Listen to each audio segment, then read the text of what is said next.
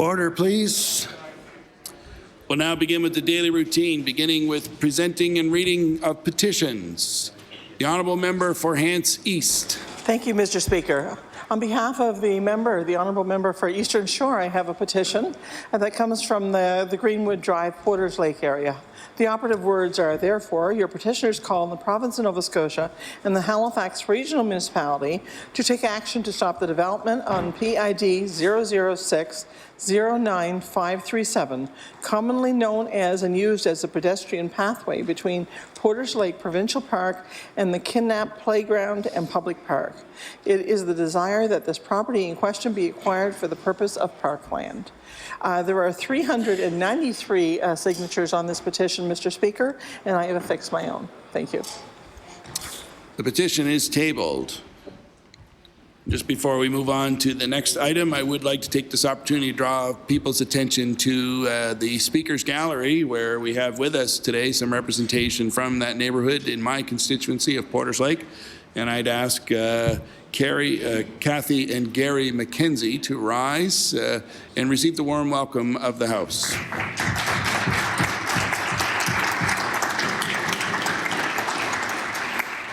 And I do apologize if there are more folks here from Porters Lake that I don't know. Please rise and receive the warm welcome of the House again. I didn't get a list of names, so. Thank you. We'll now move on to presenting reports of committees. Tabling reports, regulations, and other papers. The Honourable Member for Victoria the Lakes. Thank you, Mr. Speaker. Mr. Speaker, as Chair of the Standing Committee on Public Accounts, I beg leave to table the 2018 annual report of the committee. The report is tabled. Statements by ministers. Government notices of motion. Introduction of bills. The Honourable Minister of Labour and Advanced Education. Mr. Speaker, I hereby give a notice that on a future day I shall Order, move the adoption. please. You have a notice of motion from the government? Resolution. Oh, go ahead. Okay. Okay, with the unanimous consent of the House, we'll revert back to statements by ministers.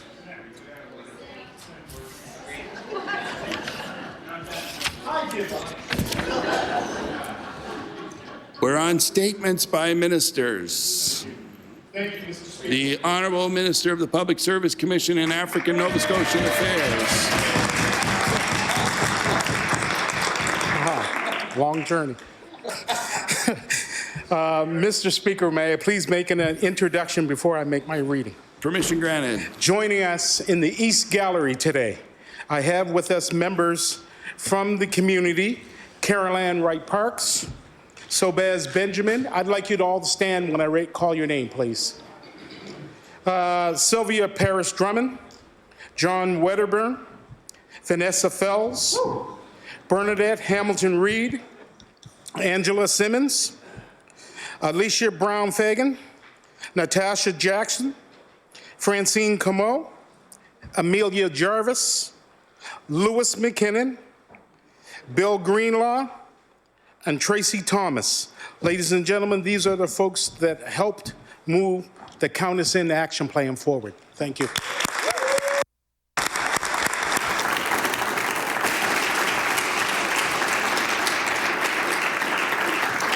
The Honourable Minister of African Nova Scotian Affairs. Thank you, Mr. Speaker. Mr. Speaker, Nova Scotia has been home to people of African descent for over 400 years. This history of African Nova Scotians is unique, celebrated, and proud. However, it is marked with systemic barriers carried on through many centuries. Many African Nova Scotians know firsthand the hurt caused by racism, discrimination, and inequity. Our government is about change and about working together to correct many challenges facing African Nova Scotians. Since coming into office in 2013, we have taken a number of steps to build a more inclusive and equitable province for all African Nova Scotians and all Nova Scotians. One of which I'm particularly proud of is the working with the landowners from 5 African Nova Scotian communities to receive clear title to their land. Thank you.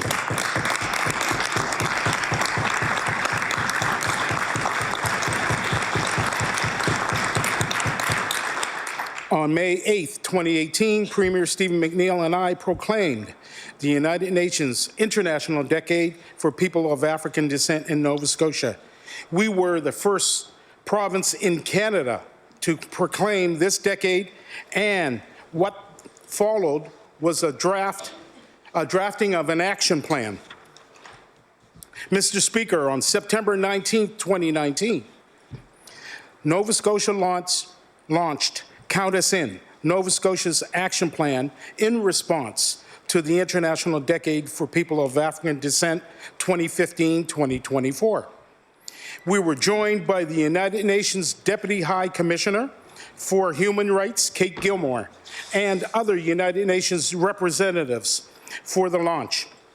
And I was also very proud and pleased to see members from this House there at that launch that day as well. So thank you all for coming and showing your support.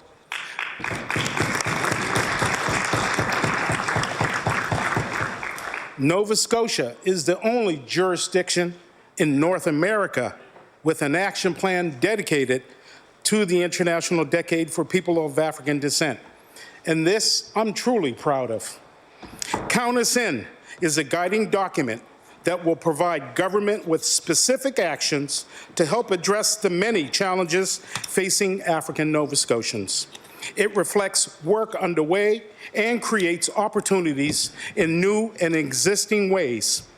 Leadership to champion the action plan will involve a team of deputy ministers and an interdepartmental working group who will collaborate with community organizations and stakeholders to advance the work.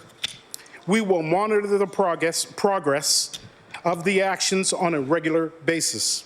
Mr. Speaker, Count Us In corresponds with 3 pillars of the Decade for People of African Descent. Those pillars are recognition, justice, and development. The first pillar, recognition, is about recognizing and celebrating the important contributions of people of African descent. The second pillar, justice, is about drawing on the lessons learned from the past to guide us towards advancing justice in all segments of society, such as access to justice, social justice, and equity and human rights. And the final pillar, development, is about creating healthier and more prosperous communities. Mr. Speaker, for this action plan to be successful, we need every Nova Scotian to join and add their support to this journey towards a future where we can all celebrate all our histories. We all need to work together to eliminate systemic racism, discrimination, and injustices still found in our society. Good work is happening on the ground already by many different organizations, and we are confident that the action plan will propel more and deeper action in the future. An African proverb by South African cleric and theologian Desmond Tutu says this: all our humanity is excuse me. All of our humanity is dependent upon recognizing the humanity in others. I believe Count Us In is the next step in that journey of recognition. Thank you, Mr. Speaker.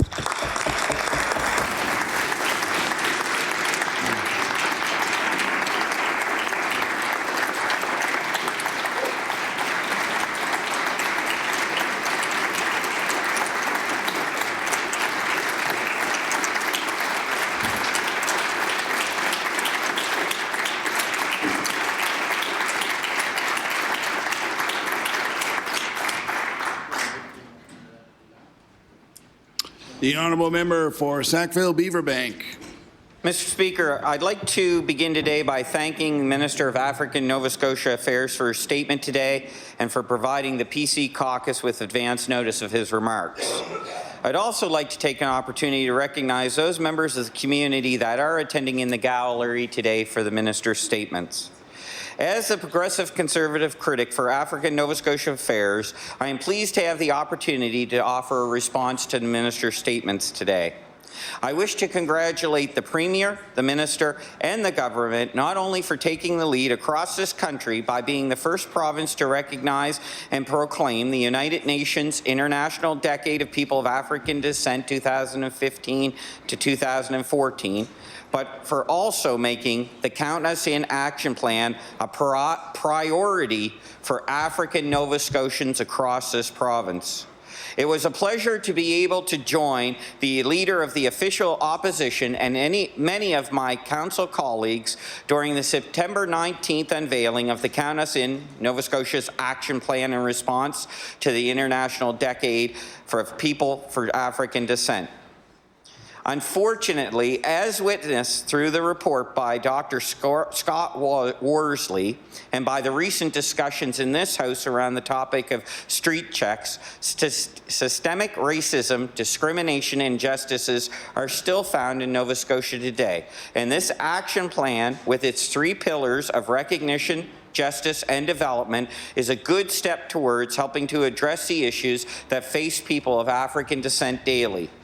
Our party acknowledges that systemic racism is not a partisan issue, but one that African Nova Scotians face every day, and therefore we are committed to working with all parties and members of this House and doing whatever we can to help address and eliminate systemic racism in Nova Scotia.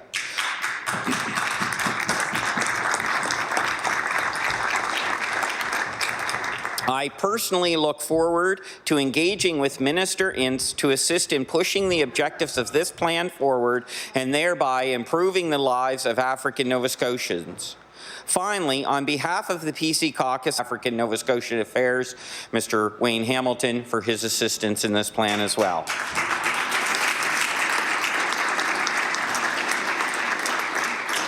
In closing, I would like to once again thank the Minister for his remarks today and again offer thanks on this significant plan for African Nova Scotians. Thank you, Mr. Speaker. Just before we move on, just like to remind all members of the House that we do not use the proper names of our members on the floor of the House when we are speaking. The Honourable Member for Dartmouth North. Mr. Speaker, I want to thank the Minister for his statement on Count Us In, Nova Scotia's action plan in response to the International Decade for People of African Descent. I also want to thank all of the people who had a hand in creating the action plan, many of whom are here with us today. It is truly impressive that Nova Scotia is the only jurisdiction to have an action plan in North America.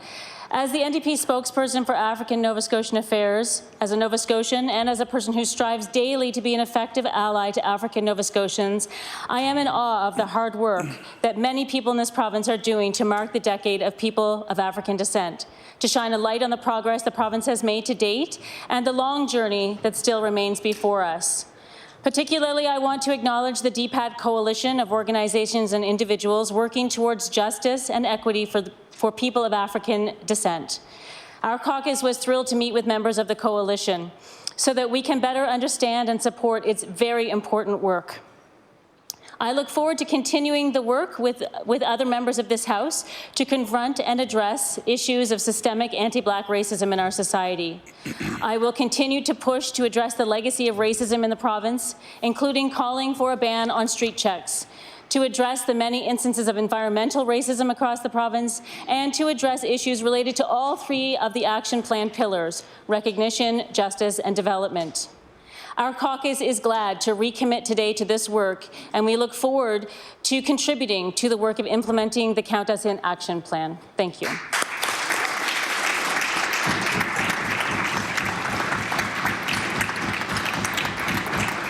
We'll now move on to government notices of motion. The Honourable Minister of the Environment. Thank you, Mr. Speaker. I beg leave to make an introduction. Permission granted. Mr. Speaker, I'd like to bring the attention to the East Gallery, where we're gathered here today. We have folks representing my climate change action team, and I'd like to ask them to rise as I bring their names forward. Jason Hollett, John Cooper, Andrew Weber, Ebenezer Asmay, and Sochi Gibson. No, Sochi's not here, sorry. Brittany White, Michelle Miller, and we have 2 staff. I'm missing 1 person. I'm very sorry there. We have Angela Birch from our policy division. No. Diane Zwicker, Department of Justice, our solicitor. And we have Adele Poirier from Communications Nova Scotia. I'd like to bring the welcome of the House and the attention that these folks were involved in, under our previous minister, of doing a lot of hard work to bring forward our cap and trade program, which resulted in the reduction of around 650,000 metric tons of greenhouse gas from our environment every year. And I really want to thank you for the hard work that you've done here today.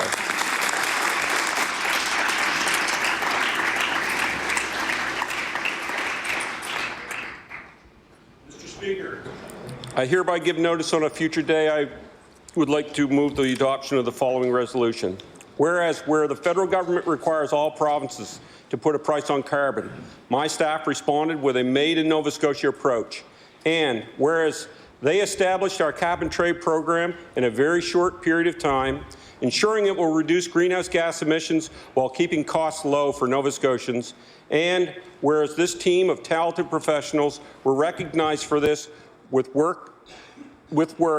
a Premier's Excellence Award of Excellence, the highest award we can give a Nova Scotia public servant. Therefore, be it resolved that all members of the House recognize the hard work and tireless dedication of this team to protect our environment for future generations. Mr. Speaker, I request waiver of notice and passage without debate. There has been a request for waiver. Is it agreed? It is agreed. Would all those in favour of the motion please say aye. Contrary-minded, nay. The motion is carried. The Honourable Minister of Communities, Culture and Heritage. Thank you, Mr. Speaker. I hereby give notice on a future day I shall move the adoption of the following resolution. Whereas October is known as Canadian Library Month, which is an important opportunity to raise awareness of the valuable role libraries play in Canadian lives. And whereas libraries are the most popular cultural institution, offering a special place for community members of all backgrounds and ethnicities to gather for a love of reading and lifelong learning. And whereas there are 78 libraries located across Nova Scotia that provide an excellent array of programs and services for people of all ages. Therefore, be it resolved that members of the House of Assembly join me in recognizing the month of October as Canadian Library Month and in acknowledging the important contributions libraries continue to make in our communities. Mr. Speaker, I ask for a waiver of notice and passage without debate. There has been a request for waivers. Is it agreed? It is agreed. Would all those in favour of the motion please say aye. Contrary-minded, nay. The motion is carried. The Honourable Minister of Labour and Advanced Education. Mr. Speaker, I hereby give notice that on a future day I shall move the adoption of the following resolution. Whereas October is Canada's Healthy Workplace Month, a time to increase awareness of the need for a comprehensive approach to workplace health, and whereas the province of Nova Scotia introduced the Workplace Health and Safety Promotion Policy on April 1st, 2019 for civil servants, which recognize our health, including both physical and psychological well-being. And whereas this month provides us with the opportunity to recognize our continued support and commitment to promoting strong, supportive, and healthy workplaces, therefore be it resolved that all members of the House join me in celebrating Canada's Healthy Workplace Month, because our individual health and well-being is crucial to the health and well-being of our families, our workplace, and the productivity of the province. Mr. Speaker, I request waiver of notice and passage without debate. There has been a request for waiver. Is it agreed? It is agreed. Would all those in favour of the motion please say aye. Contrary-minded, nay. The motion is carried. The Honourable Minister of Justice. Thank you, Mr. Speaker. I beg leave to make an introduction. Permission granted. Thank you, Mr. Speaker. I'd like to draw your attention to the East Gallery, my colleagues' attention to the East Gallery, to the Speaker's Gallery today, where we're joined today by the ever-passionate Mr. Jerry Post, who recently announced his retirement from public service. As the Executive Director of the Accessibility Directorate, Jerry has been instrumental in advancing our province's work on accessibility through his many community partnerships and his unrivaled ability to rally change. Joining Jerry in the adjacent gallery today, supporting their colleague, are his team from the Accessibility Directorate. And in the Speaker's Gallery, I don't know if it was a surprise to Jerry, but he's joined today by family members, brother and sister-in-laws, Kos and Hetty Post, who are visiting from Holland. I would ask that they rise, as well as his sister and brother-in-law, Eugenie, and John Thompson, who are here from California. And I would ask that all members join me in giving them a warm welcome to the House.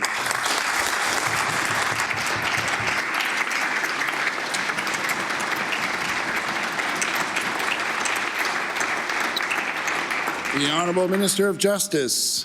Thank you, Mr. Speaker. Mr. Speaker, I hereby give notice that on a future day I shall move the adoption of the following resolution.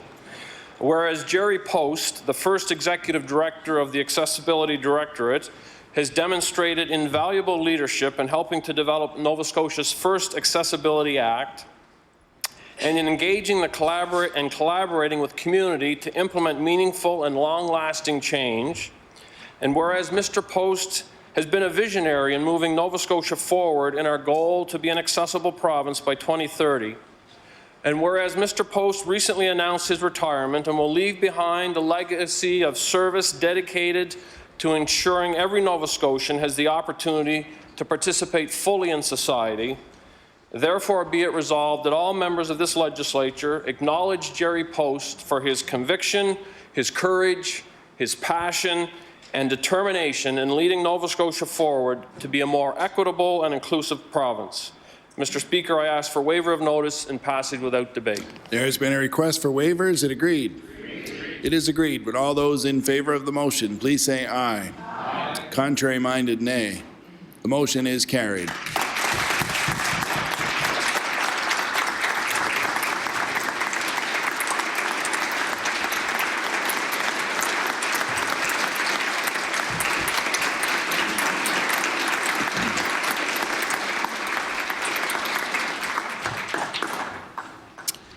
The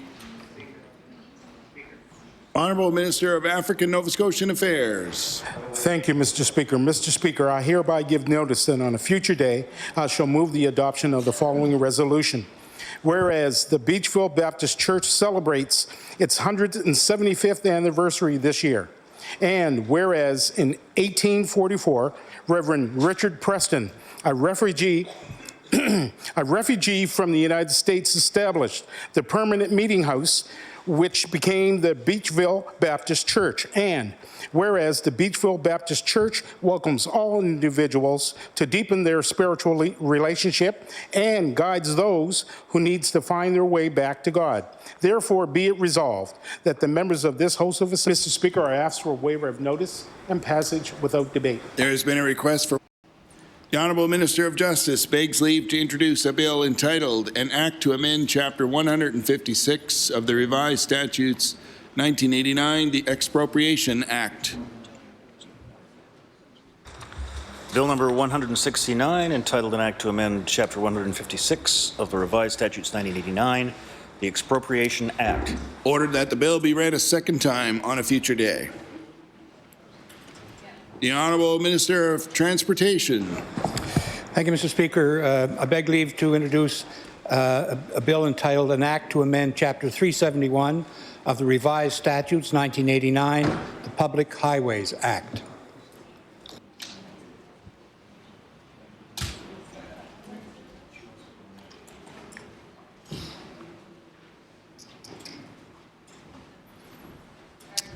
The Honourable Minister of Transportation and Infrastructure Renewal begs leave to introduce a bill entitled An Act to Amend Chapter 371 of the Revised Statutes 1989, the Public Highways Act.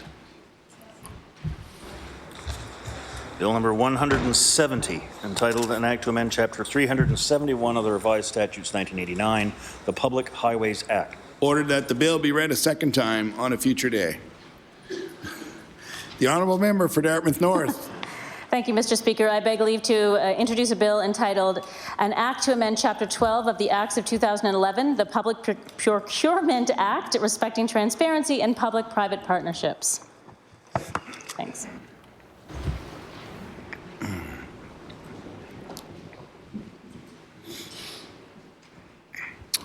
The honourable member for Dartmouth North begs leave to introduce a bill entitled An Act to Amend Chapter 12 of the Acts of 2011, the Public Procurement Act respecting transparency in public-private partnerships. Bill number 171, entitled An Act to Amend Chapter 12 of the Acts of 2011, the Public Procurement Act respecting transparency in public-private partnerships. Ordered that the bill be read a second time on a future day. The honourable member for Pictou West. Thank you, Mr. Speaker. May I make an introduction, please? Permission granted. If I could bring the members' attention to the West Gallery, I have two individuals up there that I would ask to stand when I read their names. First, I would like to introduce Bernadette McDonald, a member with the Nova Scotia End Demand, Nova Scotians for the Prevention of Prostitution and Sexualized Human Trafficking. I would ask her to stand, please, as well as I would like to introduce Jennifer Holloman, a mother of a victim of sexualized human trafficking. Please stand, Jennifer. I would like to acknowledge Jennifer's daughter, Madison, who was a victim of humanized trafficking and was a very talented, kind young woman. If we could all give a round of applause and welcome them to the House, please.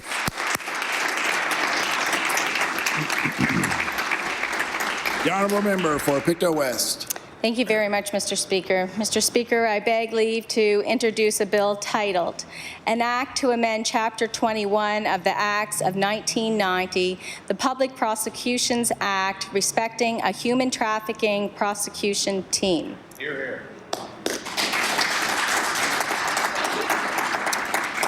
The honourable member for Pictou West begs leave to introduce a bill entitled An Act to Amend Chapter 21 of the Acts of 1990, the Public Prosecutions Act, respecting a human trafficking prosecution team.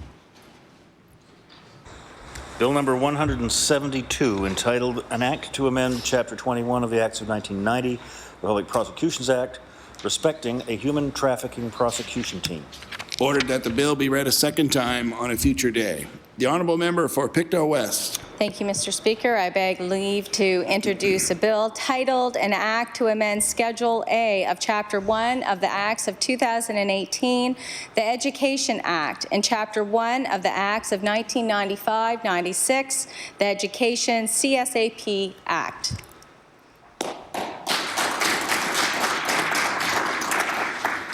The honourable member for Pictou West begs leave to introduce a bill entitled An Act to Amend Schedule A of Chapter 1 of the Acts of 2018, the Education Act, and Chapter 1 of the Acts of 1995-96, the Education CSAP Act. Bill number 173, entitled An Act to Amend Schedule A of Chapter 1 of the Acts of 2018, the Education Act, and Chapter 1 of the Acts of 1995-96, the Education CSAP Act. Ordered that the bill be read a second time on a future day.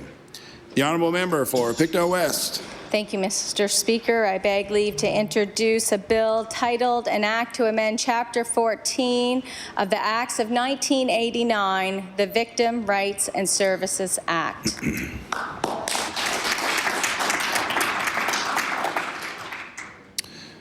The honourable member begs leave to introduce a bill. The honourable member for Pictou West begs leave to introduce a bill entitled An Act to Amend Chapter 14 of the Acts of 1989, the Victims' Rights and Services Act. Bill number 174, entitled An Act to Amend Chapter 14 of the Acts of 1989, the Victims' Rights and Services Act. Ordered that the bill be read a second time on a future day.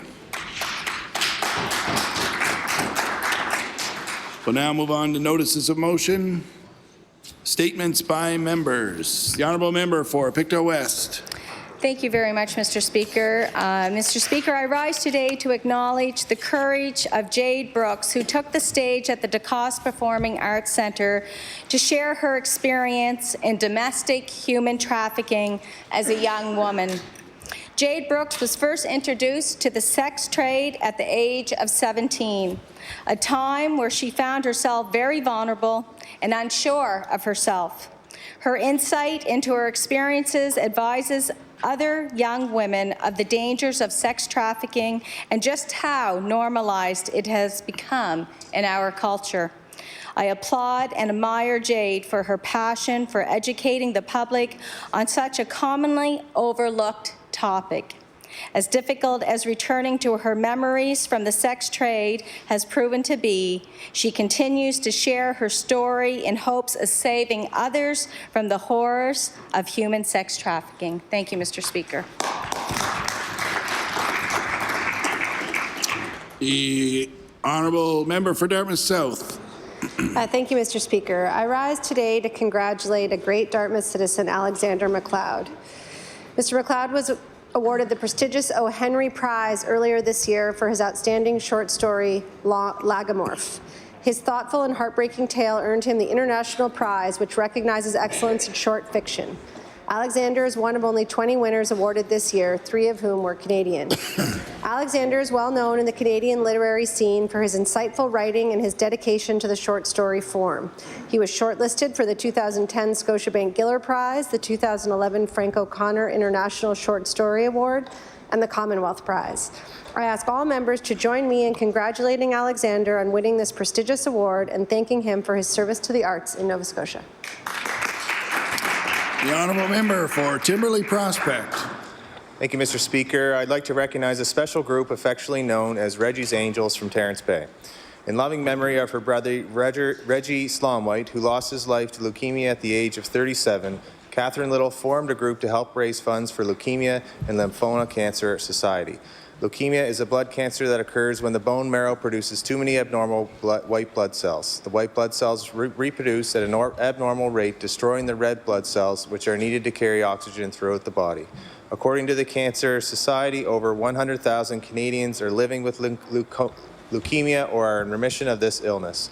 Catherine Little, Lisa Hartland, Abigail Blackburn, and Deanna Nielsen, aka Reggie's Angels, organize community events such as barbecues, bingo games, and 50-50 tickets, raising $5,000 for Leukemia and Lymphoma Society.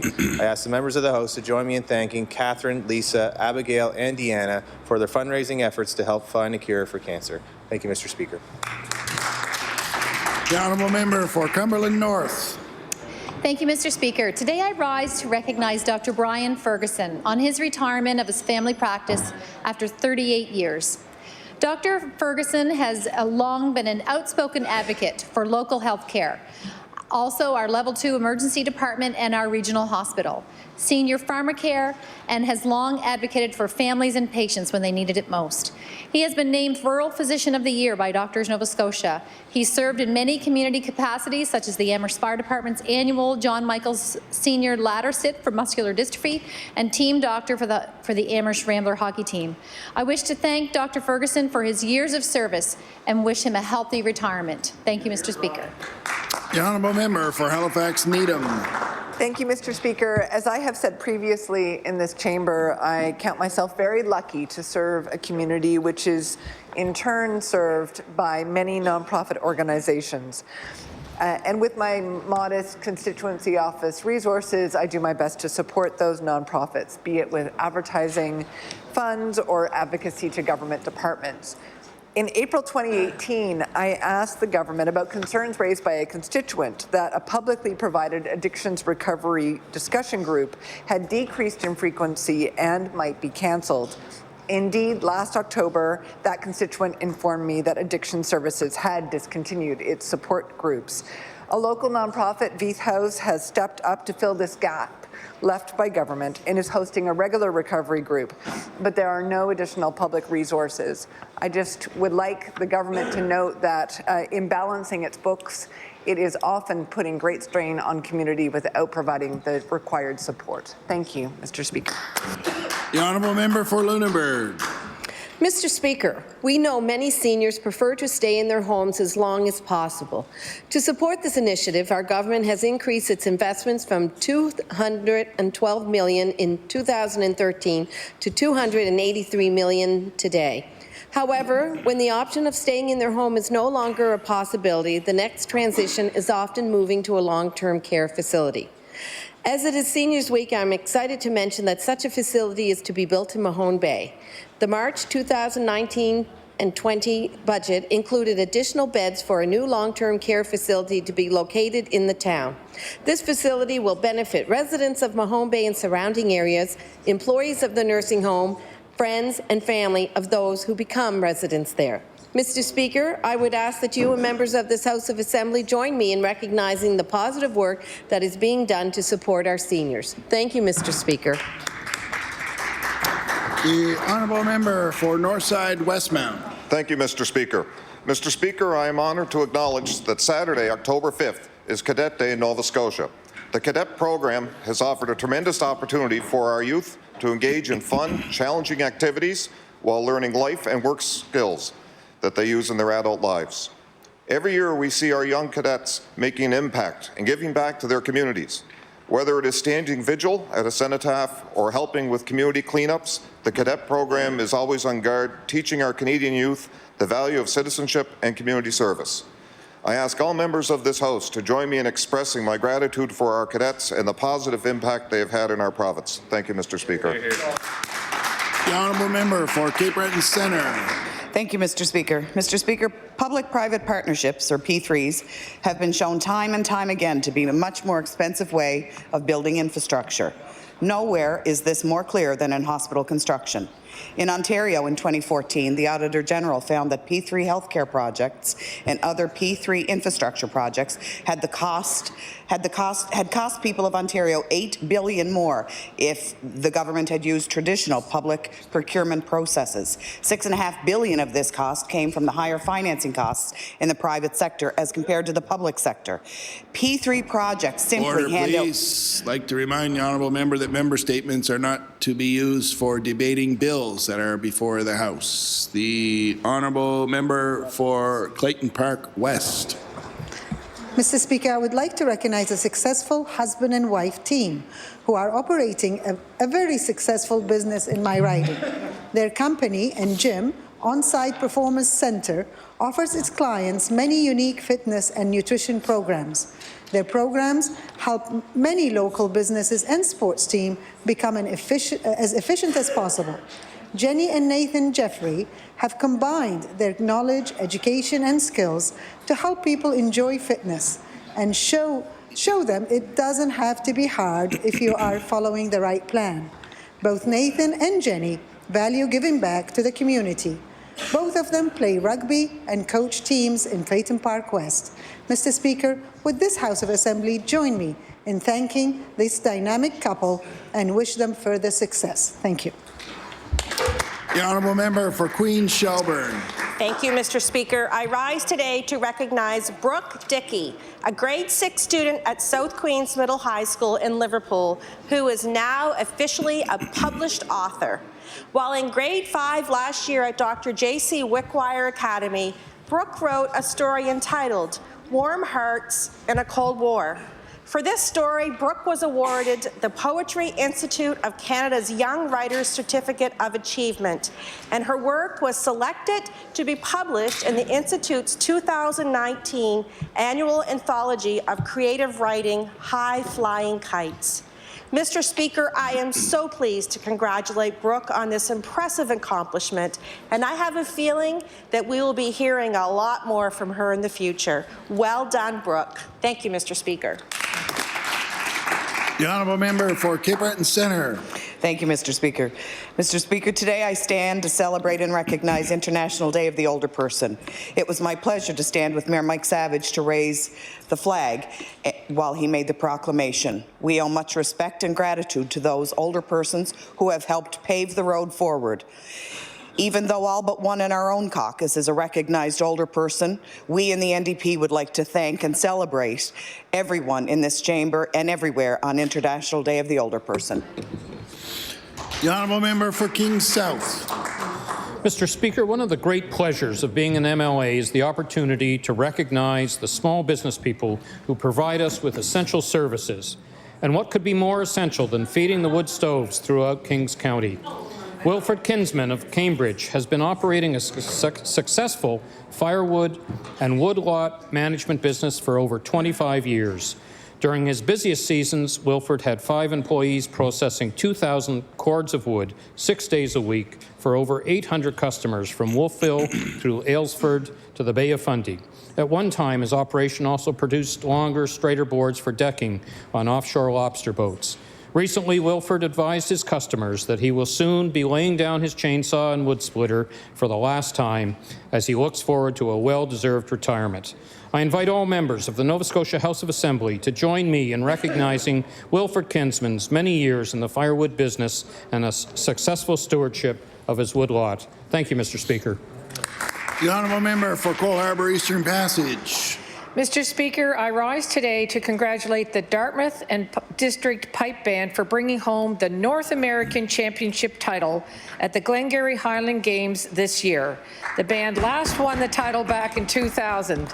This group, which includes constituents from Cole Harbour Eastern Passage, decided that this year they had to come up with a plan that would give them no option but a win.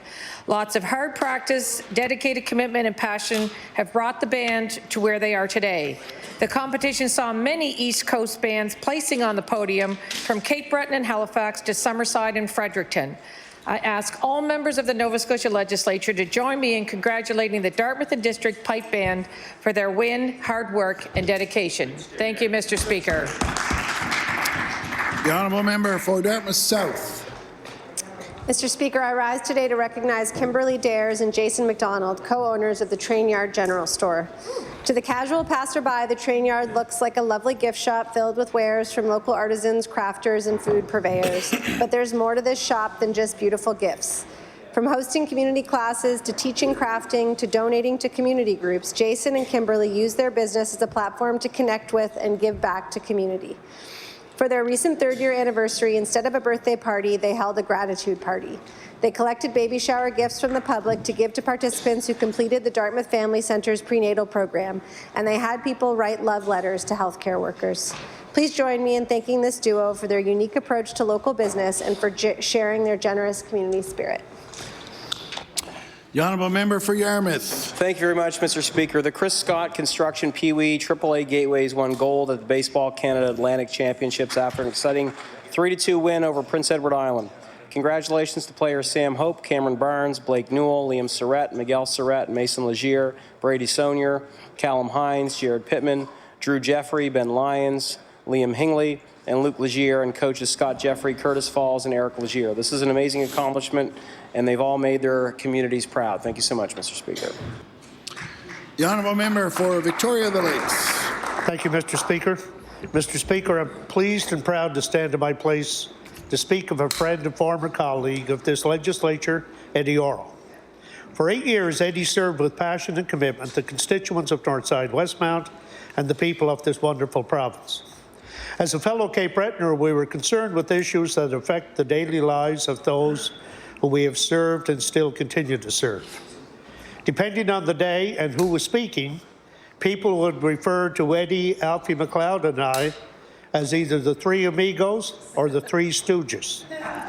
Eddie has decided to commit his time to serving people at a different level as he runs as the federal Conservative candidate for Sydney Victoria. Mr. Speaker, I ask all members of this House to join me in wishing Eddie well as he moves forward on this, the next step of his journey. Thank you, Mr. Speaker. The honourable member for Lunenburg West. Thank you, Mr. Speaker. Mr. Speaker, the 15 under Bridgewater Bulldogs won the 2019 Tier 2A Baseball Provincial Championship September the 1st. The host team won the title in a nail-biting final with an incredible 6 runs in the 7th inning against Great Village. Head coach Davin Nogler said it was a pretty special moment that he'll remember for a very long time. The Bulldogs also had to win the semifinal against the New Waterford team the same day. Pitcher Cameron Langell threw a no-hitter to help the team move on to the championship game, his first ever in his young career.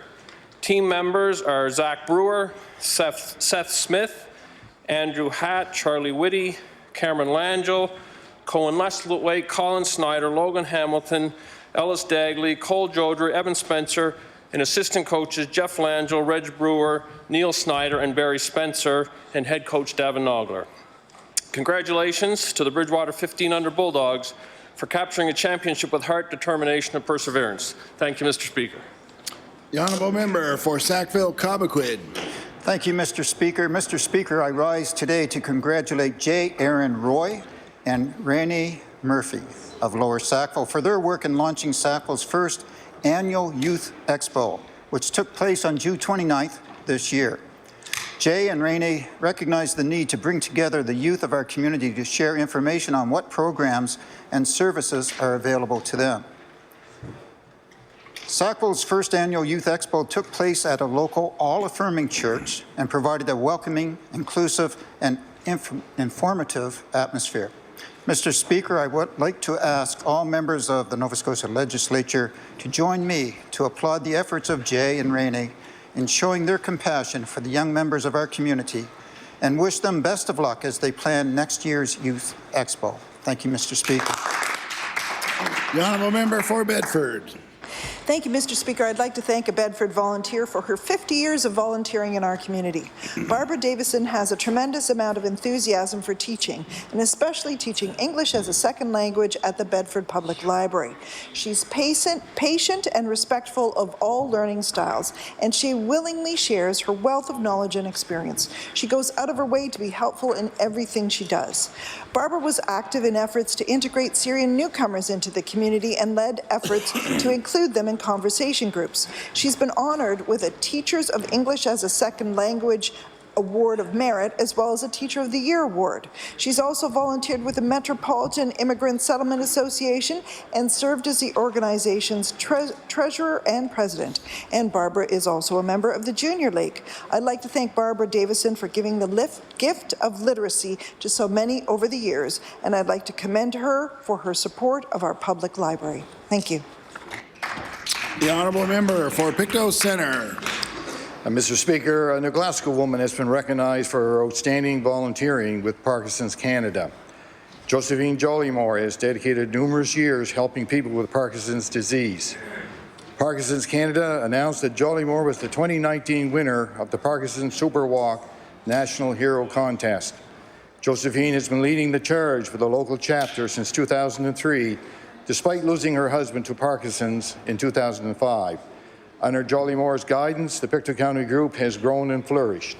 Her reputation in Pictou County and volunteerism is well known. I would like all members of this legislature to join me and offer our thanks and gratitude to Josephine Jollymore for her unselfish dedication and commitment to individuals suffering with Parkinson's disease. Thank you, Mr. Speaker.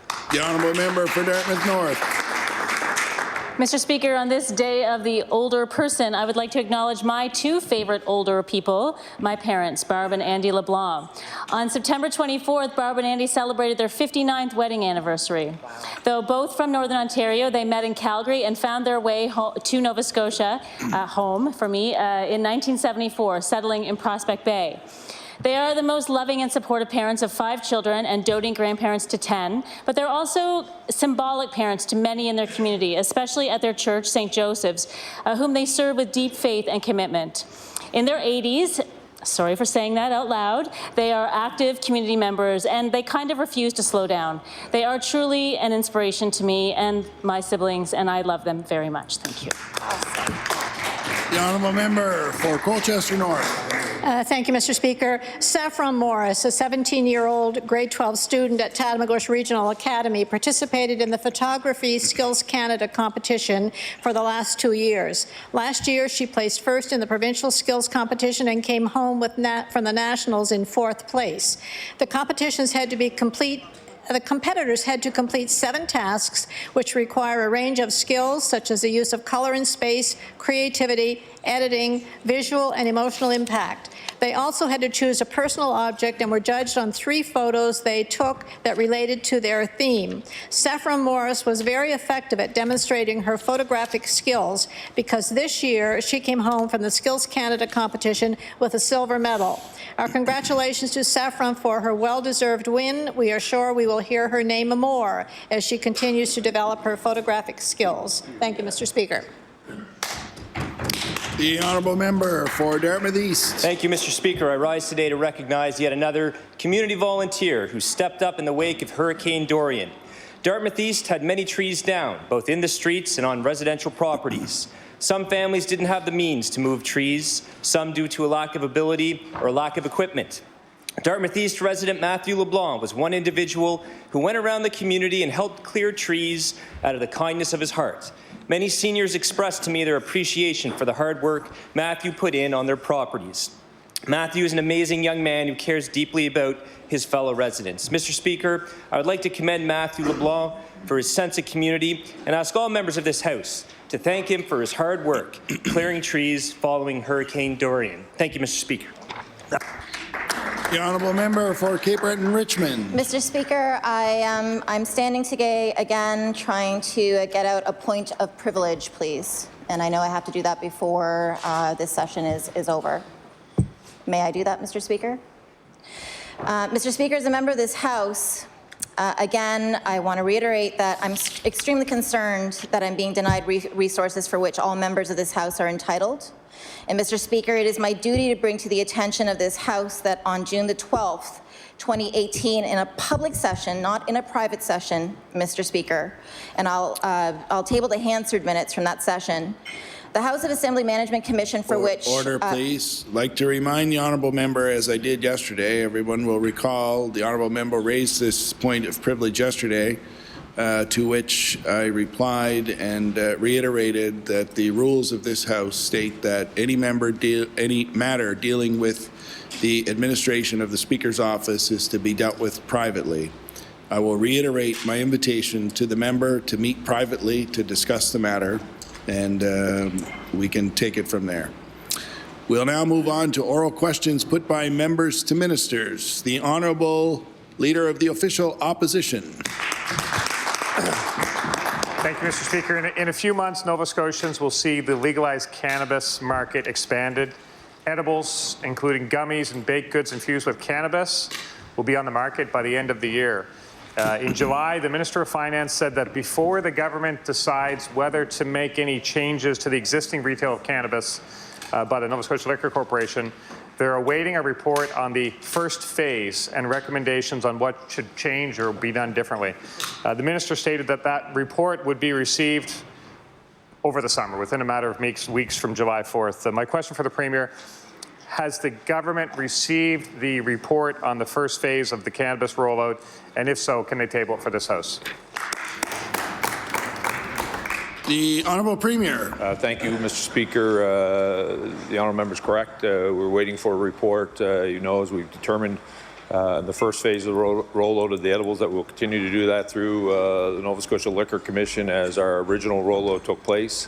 Very proud of the fact we were doing that as we continue to put product onto the marketplace to ensure that we can able to control the distribution of it, to make sure that we fully understand the impact that it'll have, and then determine at that point whether or not we'll look at other retail options. The Honourable Leader of the Official Opposition. Thank you, Mr. Speaker. And I suspect that that's an important report for the government to look at what is working and what's not working. It's a major. It's important to understand how things are going. So I would hope that the government would be anxiously pushing for that report. Last spring, the RCMP raided an illegal cannabis retailer in Timberley, seizing dry cannabis and other related products. Those other related products included gummy edibles produced to resemble Lego blocks. This was a very high potency product, and it could very easily be mistaken for a candy that's geared towards children. Health Canada regulations stipulate that legal edibles must not be appealing to youth. But these regulations leave significant room for interpretation. So I'd like to ask the Premier, can the government explain how they will establish the threshold for what is appealing to youth and what is not appealing to youth? The Honourable Premier. Speaker, I'll ask the Deputy Premier to respond. The Honourable Deputy Premier. Thank you, Mr. Speaker. To the member's point, we have said consistently that the protection of youth and our young people is a #1 priority when we are retailing cannabis products. That does not change with our approach to edibles, oils and extracts. We have asked Health Canada to identify those products that they will be approving for retail in our province. As the letter that was tabled last week shows, that we have made that request. And when we know what products are approved by Health Canada, then, Mr. Speaker, we will be making the decision about which ones of those products we offer through Nova Scotia NSLC. The Honourable Leader of the Official Opposition on his final supplementary. Thank you, Mr. Speaker, and that's important clarification. Which products, of course, but also the threshold for what's appealing and not is very important. That'll be around packaging, presumably, marketing, presumably. There's a lot that's involved there, and it's happening fast. It's happening very fast. Doctors have voiced significant concerns in recent years, especially since recreational pot became legal just last October. Doctors are concerned about the dangers of children accidentally ingesting cannabis edibles, particularly those resembling Canada. Atlantic Canada's largest children's hospital issued a warning about the risks of edible weed after a flood of cannabis-related calls to the Poison Centre. The calls are already coming in, Mr. Speaker, and they're not in the market. So it's really important. It's a concern of all Nova Scotians.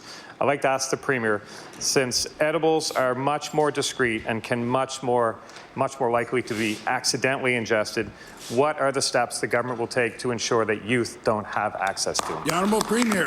Thank you, Mr. Speaker. Mr. Speaker, the issue that the Honourable Member is highlighting is exactly why the work that went in when first cannabis was made legal, and why we're continuing to make sure the distribution market is held on to very tightly, Mr. Speaker. We want to be able to control early on the distribution of the product that is coming forward. As we said, we will continue then to look at, as we fully understand what's happening in the marketplace, to ensure that we protect our citizens, particularly our young citizens, when it comes to this particular product. We've gone across, Mr. Speaker, the globe. We've seen communities that actually allowed the distribution to open up. It became very hard to control. All of the things the Honourable Member is describing were situations in those communities.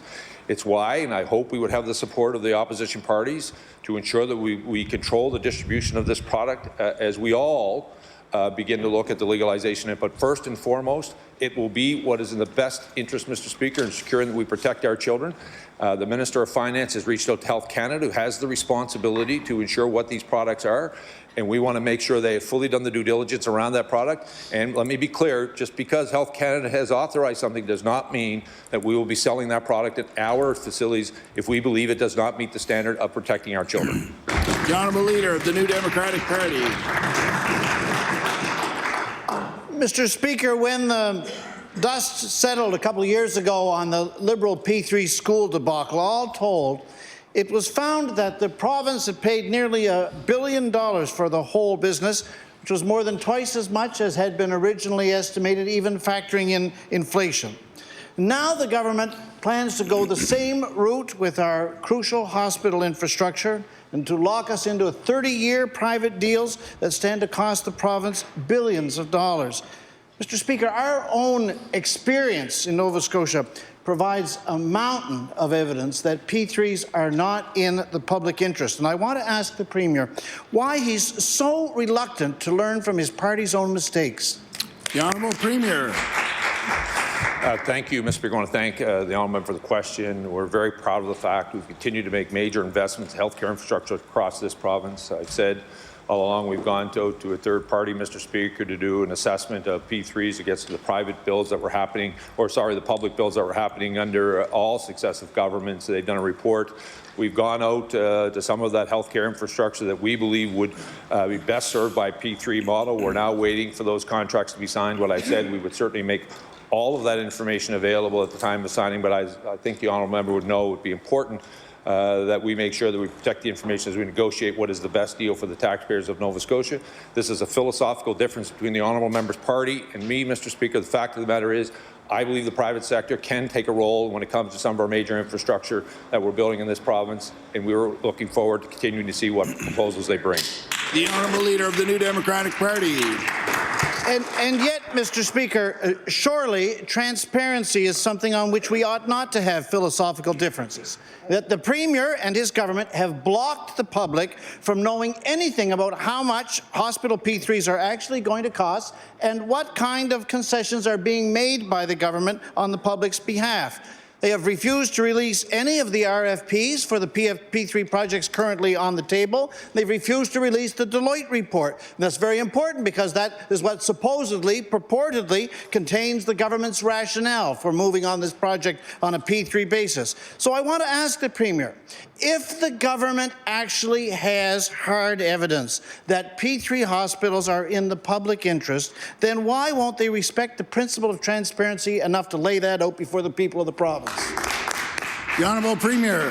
Thank you, Mr. Speaker. Because we are in negotiations, Mr. Speaker, with the very partners he's referring to, it would be inappropriate for us to show all the evidence and the reasons that we believe, Mr. Speaker, this would be the best interest of Nova Scotians, where we've seen issues and flaws with the way we do building currently, Mr. Speaker. We will negotiate that. All of the information the honourable members refer to will be laid out there once that contract is signed, and he and all Nova Scotians can look at that, Mr. Speaker. As every decision we make, we will be held accountable for the decisions we make, Mr. Speaker, and I look forward to being able to roll that information out. The Honourable Leader of the New Democratic Party. Mr. Speaker, this does not add up. On the other coast in BC, the RFPs are immediately publicly available to anybody who wants to see them. We stand by the principle that what's good enough for the people out west is good enough for the people of Nova Scotia. And so I want to say additionally, Mr. Speaker, that when the operations and the maintenance of something like a hospital are handed over to P3 developers, the results can be very negative. A recent study from the journal Social Science and Medicine, which I'm happy to table, found that in 126 British hospital trusts, outsourcing cleaning services was associated with 1, greater incidence of antibiotic-resistant staph infections, 2, worse patient perceptions of cleanliness, and fewer cleaning staff per bed. Will the Premier explain why the health and the safety of patients and people working in hospitals in Nova Scotia is something that his government is apparently willing to compromise on and sacrifice for the sake of this P3 deal? The Honourable Premier. Mr. Speaker, the premise and the theses around this question, Mr. Speaker, is completely inaccurate. There's no way that I believe anybody in this House, regardless of where they sit, Mr. Speaker, would put patients' health at risk. It's just completely false and unacceptable. They can argue about whether there's value for money, Mr. Speaker. They signed on as a party to the P3 project up the road, Mr. Speaker. Are they against the Cobequid Pass, which has been saving lives, Mr. Speaker? Are they against the P3 project that's going to happen, Mr. Speaker, in Annagish, to save lives? Mr. Speaker, he's suggesting we should take leadership from Western Canada. Mr. Speaker, in Western Canada, they're in favour of uranium mining and fracking. Is the honourable member now in favour of those two? The Honourable Leader of the Official Opposition. Thank you, Mr. Speaker. The protest group Extinction Rebellion has publicly stated plans to protest on McDonald Bridge, coinciding with rush hour on Monday morning. As we learned during the big lift, losing the use of one of our bridges can quickly back up traffic, and that can have an impact on emergency vehicles and their ability to respond. So my question for the Premier, has the province spoken with HRM to establish a continuity plan for emergency responders during the planned protest? The Honourable Premier. Thank you, Mr. Speaker. It's my understanding the Bridge Commission would be dealing directly with those law enforcement agencies that would be impacted and associated with that to ensure the motoring public has alternative options come into work, and as well that those emergency vehicles he's referring to would be able to be made available for communities. The Honourable Leader of the Official Opposition.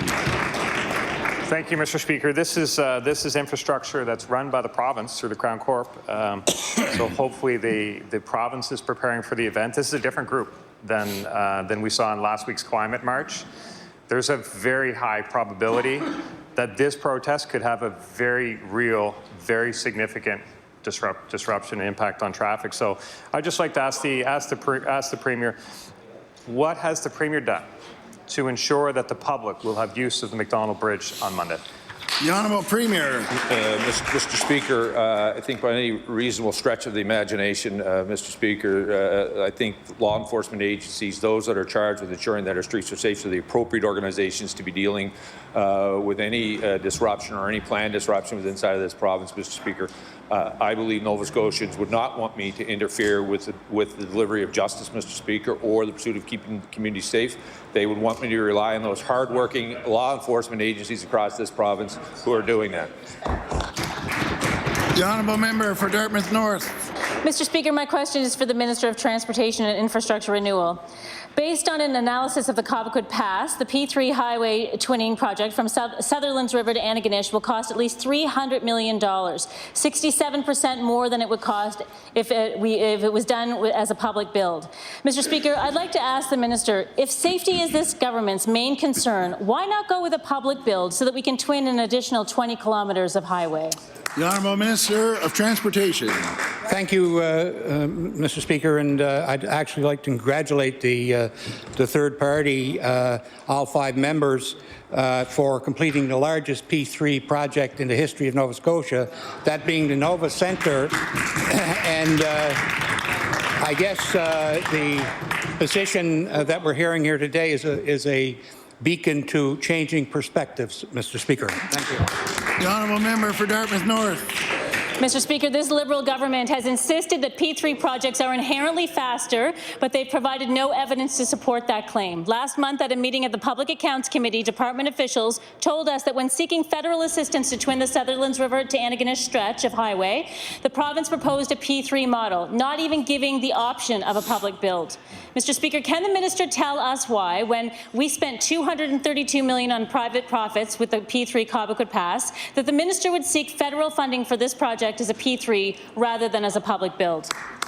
The Honourable Premier. Speaker, I want to thank the Honourable Member for the question. She's speaking about a piece of highway, Mr. Speaker, that not all of us in this House travel, but many do. Many people on that stretch of highway have, Mr. Speaker, has had their families completely destroyed. This is about public safety. The fact of the matter is the national government has provided $90 million to this project. It is about getting this project built faster, more on time, and it's about saving the lives of those people who have the responsibility of, or have the use of that particular highway, Mr. Speaker. When I hear volunteer fire chiefs begging governments to do something to save the lives because they cannot afford to have their members go out and have to deal with their neighbours laying on pavement, Mr. Speaker, it is completely not going to be a political issue for this party, and it won't be as long as I'm the Premier. We're paving that stretch of highway, Mr. Speaker, with the support of the federal government and the support of the private sector. The Honourable Member for Pictou West. Thank you, Mr. Speaker. My question is to the Minister responsible for the status of women. In recent years, public safety awareness campaigns have been launched about important topics like the legalization of cannabis and the dangers of drinking and driving. These campaigns tackle important and dangerous topics and are meant to reach a large audience. Crime Stoppers launched a human trafficking awareness campaign with ads in bathroom stalls. However, since trafficking is still such a taboo subject, business owners are resisting to put up these ads. So my question is government working with Crime Stoppers to develop their awareness campaign, or is this government working on a campaign of their own? The Honourable Minister responsible for the status of women.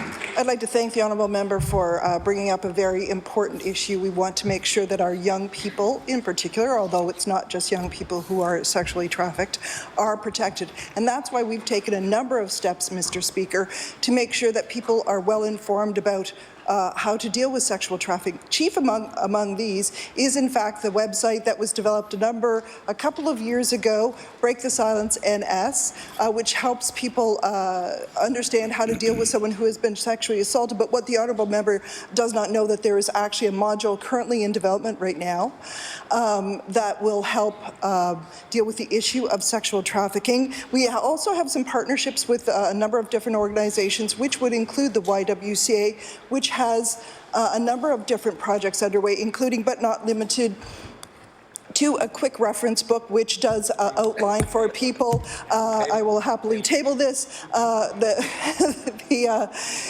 Which also does deal with, Mr. Speaker, signs to watch out for, as well as terms used in it. The Honourable Member for Pictou West. Thank you very much. Obviously, there's much more work to be done, but I appreciate the minister's comments. Over the summer, the London Abused Women's Centre in Ontario launched an international award-winning digital advertising campaign targeting sex purchasers and sex-trafficked women and girls. This campaign reached over 10 million people in 16 weeks, and I will table that, Mr. Speaker. London joins Halifax among Canadian cities with the highest rates of trafficking. Imagine that. We're number 2, folks, in Canada, and I've tabled that as well. So the campaign can serve as a great example of a jurisdiction working to recognize and combat trafficking as a serious threat. So in light of the success of the campaign in London, has the Nova Scotia government considered taking a similar approach to raising awareness? The Honourable Minister responsible for the status of women. Thank you for the question. We also have an initiative underway to make sure that we have appropriate training. We've trained. By the end of this fall, it'll be around 500 people who would include social workers, foster parents, people who work with young people who are in the care of the minister, so that they understand, first of all, what are the signs of sexual trafficking, Mr. Speaker, and what also we can do, Mr. Speaker, when someone is being trafficked or is at risk of being trafficked. In addition, Mr. Speaker, we have also created special placements for young people that we know are at risk of sexual trafficking or are being sexually trafficked. Thank you. Just like to remind everybody that I'm going to add 1 minute to the end of question period for the delay. The Honourable Member for Pictou West. Thank you, Mr. Speaker. I'll continue on with the minister responsible for the status of women. Look, there's so much more that needs to be done. I appreciate everything that is being done to this date, but earlier this year, Avalon Sexual Assault Centre had to stop taking names for its counselling waiting list.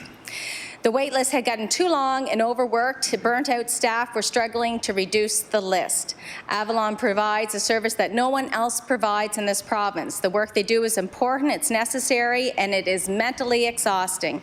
Hearing about the trauma other people have experienced can be incredibly taxing and can risk traumatizing them secondhand. My question for the minister, in light of what happened with overworked staff at Avalon, what resources are being available to prevent burnt out among those providing services to human trafficking survivors in this province? The Honourable Minister responsible for the status of women. I want to thank the honourable member for the question. My understanding is that Avalon is primarily funded through the Department of Health, Mr. Speaker.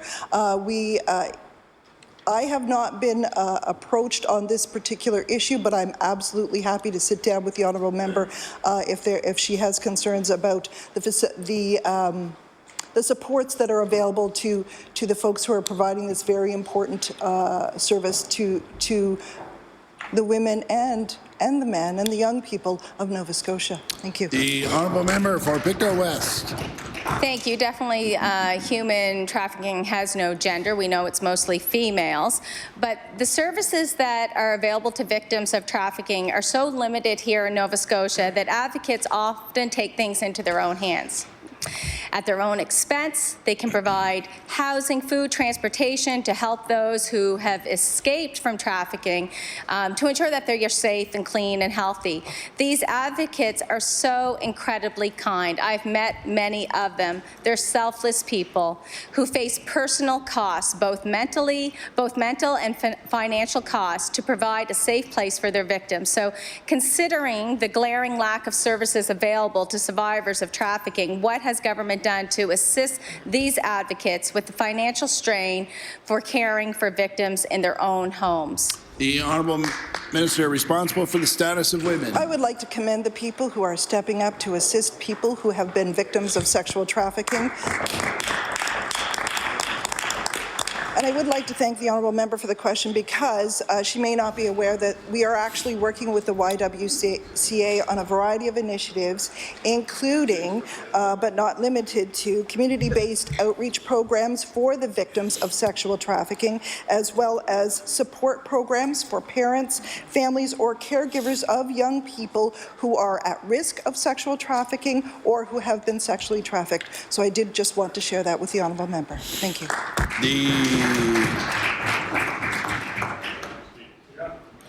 The honourable member for Sackville-Cobequid. Thank you, Mr. Speaker. And my questions, too, are to the Minister. And it's my pleasure to stand here, the first time to ask questions of the Minister. Although the Minister has mentioned some ways already that the Department is helping, I'd like to make a point that the opening statement of the 2018-19 business plan for the Department of Community Services states the Department is committed to helping victims of sexual violence, including human trafficking. And I'll table that. As many victims of human trafficking interact with the Department, as they try to get back on their feet, it is important that the Department have a clear stance on the issue of trafficking. The statistics are clear as well. Despite decades of work by the activists and advocates, a lot of work is being done, and thank you, Mr. Speaker. My question then for the Minister of Community Services is, in what specific ways has the Department helped victims of human trafficking? The Honourable Minister of Community Services. I would like to thank the Honourable Member for the question. As I just previously outlined, we have a number of initiatives underway. We are working with the YWCA on outreach programs, support programs for the parents or caregivers of young people who have been sexually trafficked or who are at risk of being sexually trafficked. We have created specific placements for young people who have been sexually trafficked. Mr. Speaker, we have created with the YWCA the book that I just mentioned, and in addition to that, we also have training for our social workers, for foster parents, for any of our workers in our child caring facilities to make sure they understand what are the symptoms, what are the signs of sexual trafficking, sorry, Mr. Speaker, and also what are the things to watch out for. Thank you. The Honourable Member for Sackville-Cobequid. I thank the Minister. The Outcomes Management Framework developed by the Department is meant to be an evidence-based tool to measure the Department's performance. Given that addressing human trafficking is an important goal included in the Minister's address in the business plan, my assumption is that the Outcomes Management Framework has been used to assess the work done in addressing human trafficking.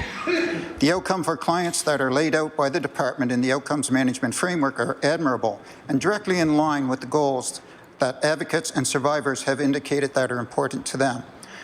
Has the Community Services Outcomes Management Framework provided valuable information and further intelligence for best practices for helping victims of human trafficking? The Honourable Minister of Community Services. I want to thank the Honourable Member for the question. Before the Honourable Member entered this House, we actually had a sexual violence prevention program that was underway, Mr. Speaker, called Break the Silence. Quite a lot of work was done at that time, Mr. Speaker, and we focused on what was needed for victims of sexual violence, what supports they could get online, for example. So that's why, we had a module on that. We're also working on a module on supporting African Nova Scotian victims of sexual violence, as well as, Mr. Speaker, on a module on supporting victims of sexual trafficking. Thank you. The Honourable Member for Pictou West. Thank you, Mr. Speaker. My question is for the Minister of Justice. Stakeholders that we have worked with have said that one of the biggest gaps in our system is lack of services for human trafficking survivors. In order to deprogram a victim from the brainwashing they've experienced and truly rehabilitate them, support and services like housing and protection are necessary. A recent investment by the federal government into the YMCA earmarked for these type of services, but it's unclear how the money is actually being spent. No one knows where it's going. So my question for the Minister of Justice, what is the 4-year plan for the investment from the federal government to combat human trafficking? The Honourable Minister of Justice. Thank you, Mr. Speaker, and I thank my colleague for the question. As my colleague has alluded to, there are a number of initiatives within community services relative to response to the victims and survivors of human trafficking. But to my colleague's question, the 4-year funding, $4.7 million, we are into the first year of that funding, Mr. Speaker.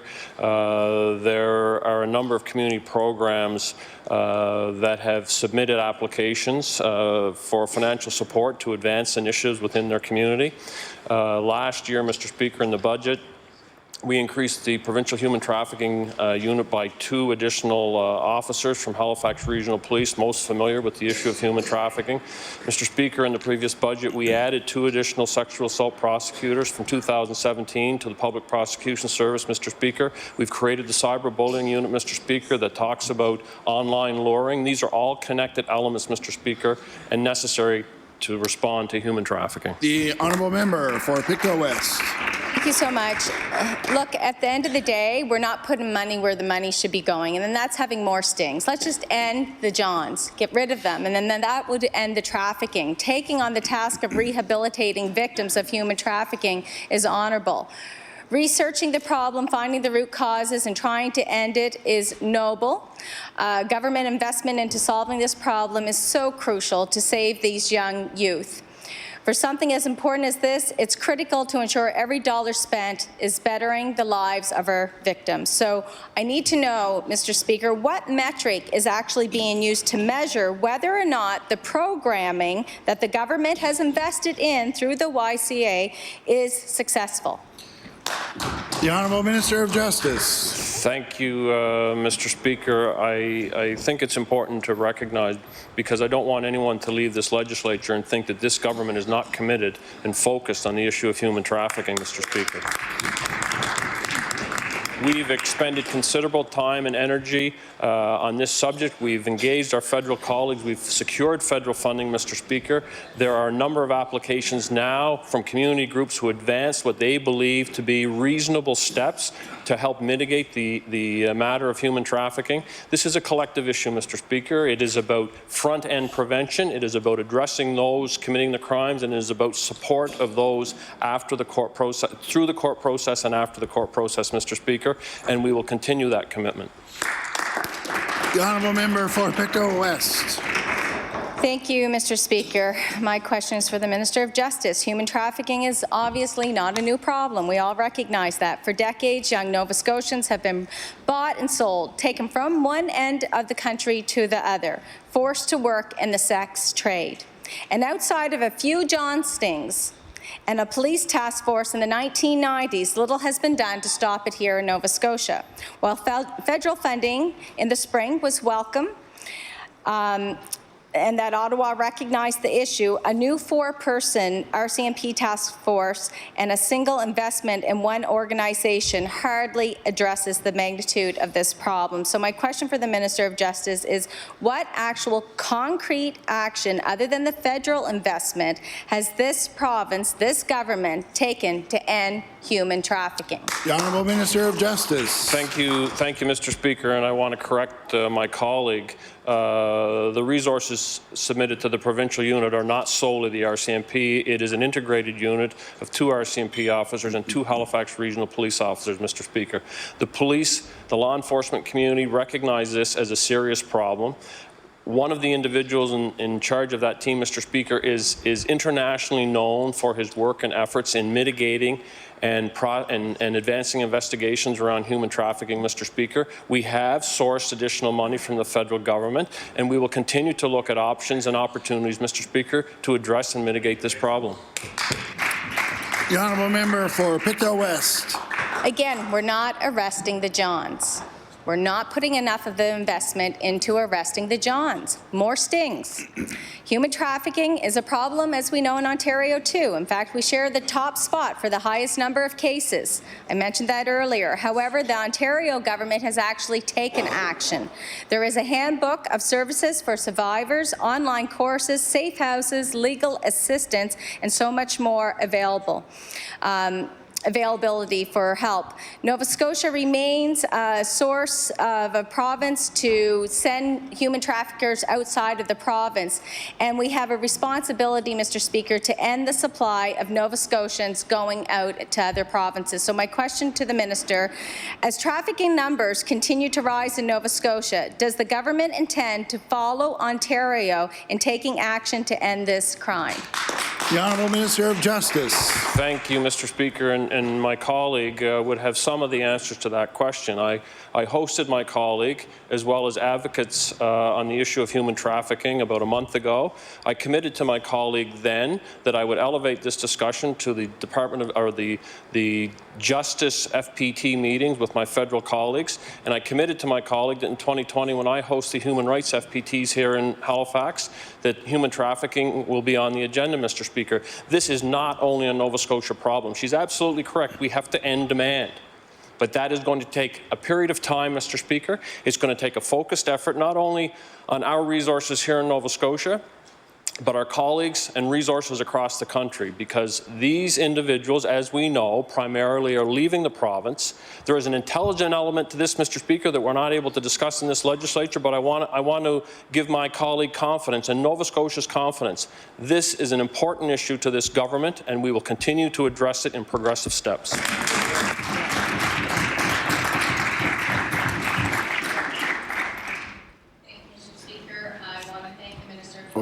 Order, please. I think you're done by my track here. The honourable member for Cape Breton Centre. Mr. Speaker, my question is for the Minister of Labour and Advanced Education. People facing bullying or psychological harassment at work from colleagues currently have no recourse in Nova Scotia. According to our laws, employers are under no obligation to ensure a psychologically safe work environment. Mr. Speaker, I'd like to ask the Minister, is the Minister concerned that Nova Scotia is the only jurisdiction in Canada that does not protect workers from bullying and psychological harassment under the Occupational Health and Safety Act? The Honourable Minister of Labour. Thank you, Mr. Speaker. I'd like to thank the member for the question. Mr. Speaker, in our Act, we actually do have provisions for workers if they feel that they're unsafe, and bullying would be one of those examples, that they can refuse work, they can go to their superiors.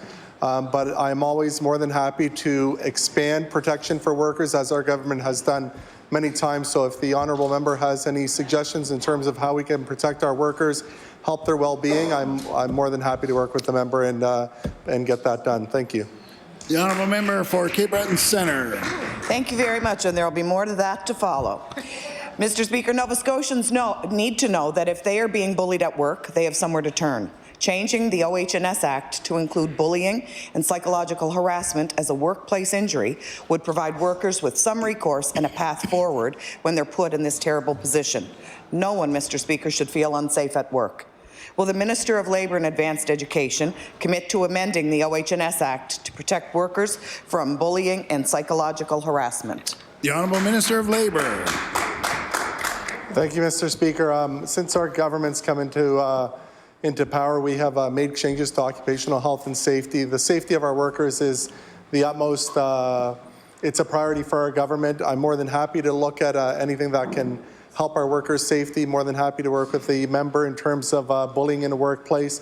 You know, there's no room for bullying in any workplace, in our schools, in our society, and I'm more than happy to see what we can work together.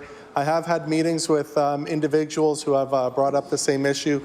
We've talked about ways that it could go forward in terms of within the Department of Labour, within our mandate. There are other options available to individuals. We have helped guide them through that as well. Thank you. The honourable member for Pictou West. Thank you, Mr. Speaker. My question is for the Minister of Justice. Advocates say that the only way to end trafficking is to put an end to the demand for sex work. Our strong laws in Canada support this. It is illegal to buy sex, but legal to sell it. However, the current approach to ending trafficking more often than not involves targeting the workers and encouraging them to leave. The focus remains on the independent workers and victims rather than the ones doing the exploiting. So our laws were designed to protect sex workers. So my question to the minister is, has the government worked with law enforcement to discuss best practice in this type of case? The Honourable Minister of Justice. Thank you, Mr. Speaker. We work very close with our law enforcement community, Mr. Speaker, on a multiple array of matters that are of concern to public safety, and human trafficking happens to be one of them. Just 2 weeks ago, Mr. Speaker, I spoke at the Nova Scotia Chiefs of Police Conference, and I highlighted the provincial priorities that we have in the area of policing. We talked about sexual assault, we talked about domestic violence, we talked about maintenance enforcement, and we talked about human trafficking, Mr. Speaker. The operational strategies of our law enforcement community cover all aspects of the human trafficking discussion, including focus on Johns. The Honourable Member for Pictou West. Mr. Speaker, reality is we have to do more and we can't wait. This is an emergency. We're seeing victims every day being taken. The laws in Canada are strong and have been amended to ensure victims are not treated as criminals. What we've heard from various police forces is that there is a lack of clarity as to what changes have been made to the laws around sex work and trafficking. There is no consistency to what is and what isn't allowed. It's confusing, which makes things very difficult for our law enforcement to enforce. Trafficking is a problem from one end of the province to another, and consensus is key in combating it. And my question for the minister is, what work is being done to ensure that all police forces remain up to date with laws and enforce them properly right across this province, not just in the HRM area? The Honourable Minister of Justice. Thank you, Mr. Speaker, and I couldn't agree more with my colleague that more has to be done around the area of human trafficking. That's why we have a focused effort on this particular area. Mr. Speaker, she's also correct in that this is not restricted to HRM. Many of our rural communities are impacted by these particular efforts of those who are violating our young people. There are a number of steps being taken, Mr. Speaker. The RCMP integrated HRP human trafficking team is not only an investigative body, but they are conducting presentations around the province, working with municipal police services from one end of the province to the other. The province and our department is working with the Canadian Centre to End Human Trafficking on a national research project. The government is participating in federal, provincial, territorial trafficking to persons working group, Mr. Speaker. There are a number of initiatives on this subject, and we'll continue to work with the same collective effort that my colleague has. The Honourable Member for Sackville-Cobequid. September 18th, the release from the Department of Municipal Affairs and Housing announced an expansion of affordable housing options, and that every Nova Scotian deserves a safe, suitable, and affordable place to call home. Although the announcement mentions those at risk of becoming homeless, it doesn't mention those who are already homeless. Homelessness is a pressing concern for the people of Sackville-Cobequid. Mr. Speaker, the volunteer-run Sackville Warming Centre is once again preparing to aid the homeless in this upcoming winter season. This group is stepping up to fill the gap for those in Sackville-Cobequid who have fallen outside the scope of current government programs. Mr. Speaker, will the minister confirm that those facing existing chronic housing challenges that come with homelessness in Sackville-Cobequid will be taken into consideration with this new plan? The Honourable Minister for Housing, Nova Scotia. Thank you very much, Mr. Speaker, and I appreciate the question from the Honourable Member. And I want to start by saying he is correct. We do believe every Nova Scotian deserves a safe and affordable place to call home, Mr. Speaker. We know the great work that folks in his community and other communities right across this province throughout the HRM and all of our municipalities are doing with regards to work around the homeless. We have programs as well out there, the rapid rehousing program that has been a success in the recent years that we're doing, and we also have support workers out there to continue to work. We see these homeless folks and all those in need of affordable housing as a priority, especially with this new investment that we are making. Thank you, Mr. Speaker. The Honourable Member for Sackville-Cobequid. I thank the Minister for that response. Mr. Speaker, Sackville Manor is a 40-unit affordable housing building located on the old Beaverbank Road. After numerous break-ins, property damage and mischief, safety is a major concern to the Sackville residents. As a result of these incidents, the Sackville RCMP completed a crime prevention through environmental design audit of the Sackville Manor. This audit recommends basic repairs to fencing, proper lighting, proper signage, and more. If the recommendations from this audit are fulfilled, it will play a major role in addressing the security and safety concerns of those residents. Mr. Speaker, if we're going to have an affordable housing strategy, it also needs to include proactivity to taking safety into account to protect the residents. Will the minister commit to addressing this safety issue directly by implementing the RCMP's safety recommendations at Sackville Manor? The Honourable Minister responsible for the Department of Housing.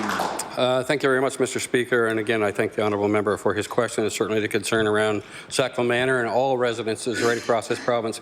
The health and well-being of all Nova Scotians is this government's first priority, Mr. Speaker. We will be investing part of the action plan that we have just signed that he spoke to a few minutes ago, invest many millions of dollars, as you're aware, Mr. Speaker. Part of that in the first 3 years will be a significant focus on preserving, stabilizing, making secure the current housing stock that we have, Mr. Speaker. And you may ask, why is that important? 17,000 Nova Scotians, Mr. Speaker, will be able to remain in a place they call home. Thank you, Mr. Speaker. The Honourable Member for Cumberland South. Thank you very much, Mr. Speaker. Mr. Speaker, prior to my by-election in 2018, the government announced a number of new schools. Among those new schools, I welcomed the great announcement of the elementary school for Spring Hill. Residents of that area have been asking me questions where and when they can expect construction. They worry that the announcement may not come to completion on a timeline that was suggested in 2021 in September. My question is for the minister. When can the residents of Spring Hill expect to see a shovel in the ground and the long-awaited elementary school come to fruition? The Honourable Minister of Education. Thank you very much, Mr. Speaker. I'm very proud to be part of a government that is investing so heavily in the infrastructure of our education system. In areas such as Spring Hill, Wedgeport, Eastern Shore, and many other communities across the province in schools that required updating and communities that need new schools.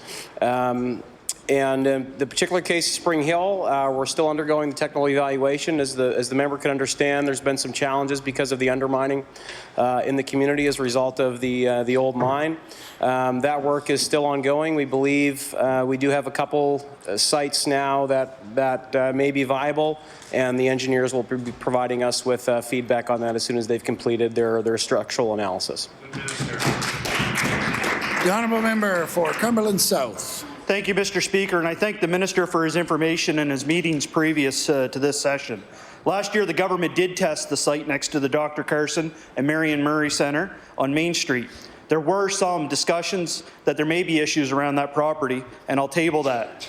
Now that residents are wondering if any location will be selected or another location will be selected, will the minister put the speculation to rest and hold consultation and let the community and myself know how, when, and what we need to do as a community to help this project go forward?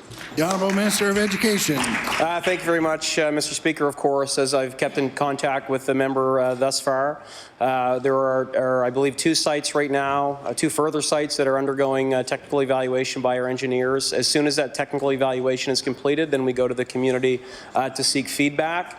Again, I'll remind the member, we've changed this process to try and mitigate against construction delays and to have a tighter, more streamlined, technical focus site selection process. But the community will remain a part of that, but we just want to make sure that the groundwork is done on the engineering front before we go to the community and inform them what potential sites are viable.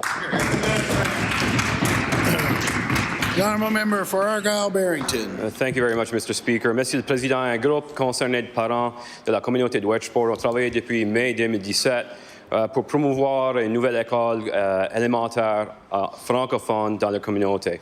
Mr. Speaker, a group of concerned parents from the Wedgeport area have been working very hard since early 2017 to advocate for a new elementary school in their community.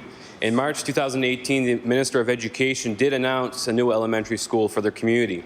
And since then, a little development on this project has occurred. Site selection or school design has not yet been decided, but the Minister has told parents that the school will open for 2021.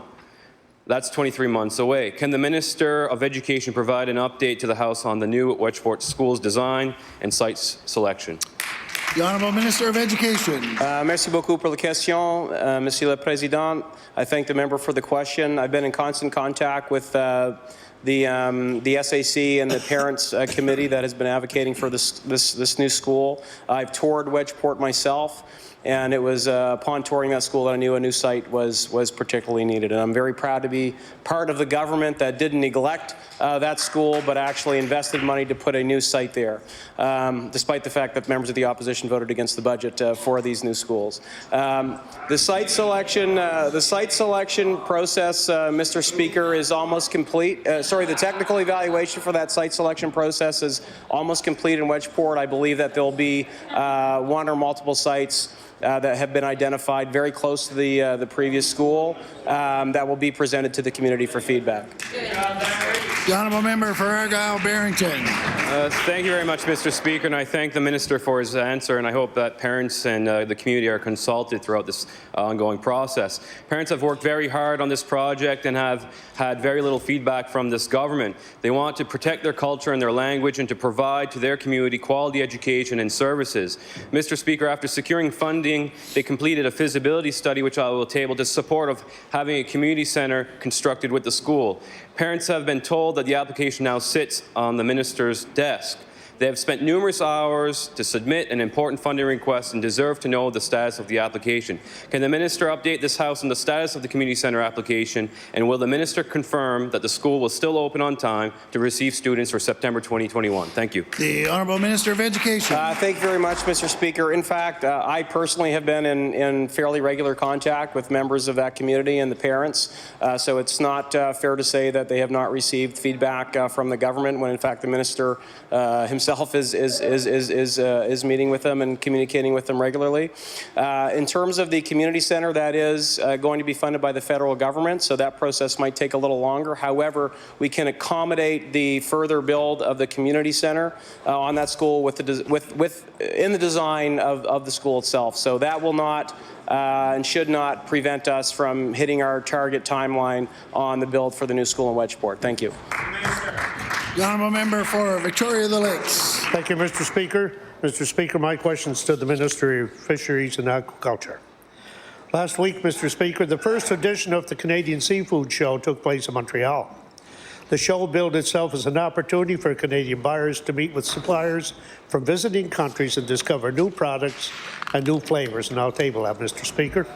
The government of PEI sent a delegation to make connections and explore new trade opportunities, and they even sponsored a networking event featuring PEI seafood products. But, Mr. Speaker, it appears that Nova Scotia's aquaculture representatives did not attend. So my question for the Minister, why was there no Nova Scotia delegation at the Canadian Seafood Show? The Honourable Minister of Fisheries and Aquaculture. Thank you very much. It's important that we are in all markets in the country and the world, and we identify the areas that are best suited for our industry to fill the markets. And indeed, we will be looking at those markets, and we'll continue to look at them, and not necessarily go to every show that everyone else goes to, and make sure that we get the best opportunity for our business in Nova Scotia. And since I've become minister in the department, we've grown our exports in Nova Scotia from $924 million to almost $2.3 billion. Order, please. The time allotted for oral questions put by members to ministers has expired. We'll now move on to government business. The Honourable Government House Leader. Randy. Thank you, Mr. Speaker. Would you please call public bills for second reading? We'll now call public bills for second reading. Mr. Speaker, would you please call Bill number 166, the Denturus Act? We'll now call Bill number 166, the Denturus Act. The Honourable Minister of Health. Thank you, Mr. Speaker. I move that Bill 166, the Denturus Act, be now read a second time. I am pleased to stand today to talk briefly about this legislation, the Denturus Act. Mr. Speaker, denturists play a very important role in access to dental services here in Nova Scotia for Nova Scotians. We want denturists to be able to provide the services that they've been trained for, and for Nova Scotians to continue to receive the dental services that they need. So, Mr. Speaker, that's why we're making amendments to the Denturists Act. The current act prohibits denturists from placing removable dentures over implants. This is a practice that all 3 accredited Canadian schools of denturism train their students to perform as part of their curriculum. It is also a practice that is conducted in other provinces across Canada. So, Mr. Speaker, the amended act will enable denturists in Nova Scotia to place removable dentures over implants while working as part of an implant team. Denturists across Canada have had their scopes of practices expand over the years. And, Mr. Speaker, these amendments that we have proposed here in this bill will bring our denture services in line with other provinces in Canada and allow denturists in Nova Scotia to fulfill the work that they are trained to do. So now I'll take my place. Look forward to comments from my colleagues. The honourable member for Cole Harbour Eastern Passage. Thank you, Mr. Speaker. I'm pleased to rise to speak to Bill number 166, an act to amend Chapter 25 of the Acts of 2000, the Denturists Act. The PC party is in support of these amendments, and so I'll keep my remarks brief. One of the things that we like about this amendment is that the dentists and the denturists were all consulted, and so there was agreement in place before it was brought to this House. And that, in fact, is how we would like to see all bills brought to the House. And so we applaud this government for doing that. And we also want to thank the dentists and the denturists for cooperating when it comes to sharing the scope of practice. There are a lot of things in healthcare where we are doing something in practice, but it's not in policy or in an act, and it's always important that we do that.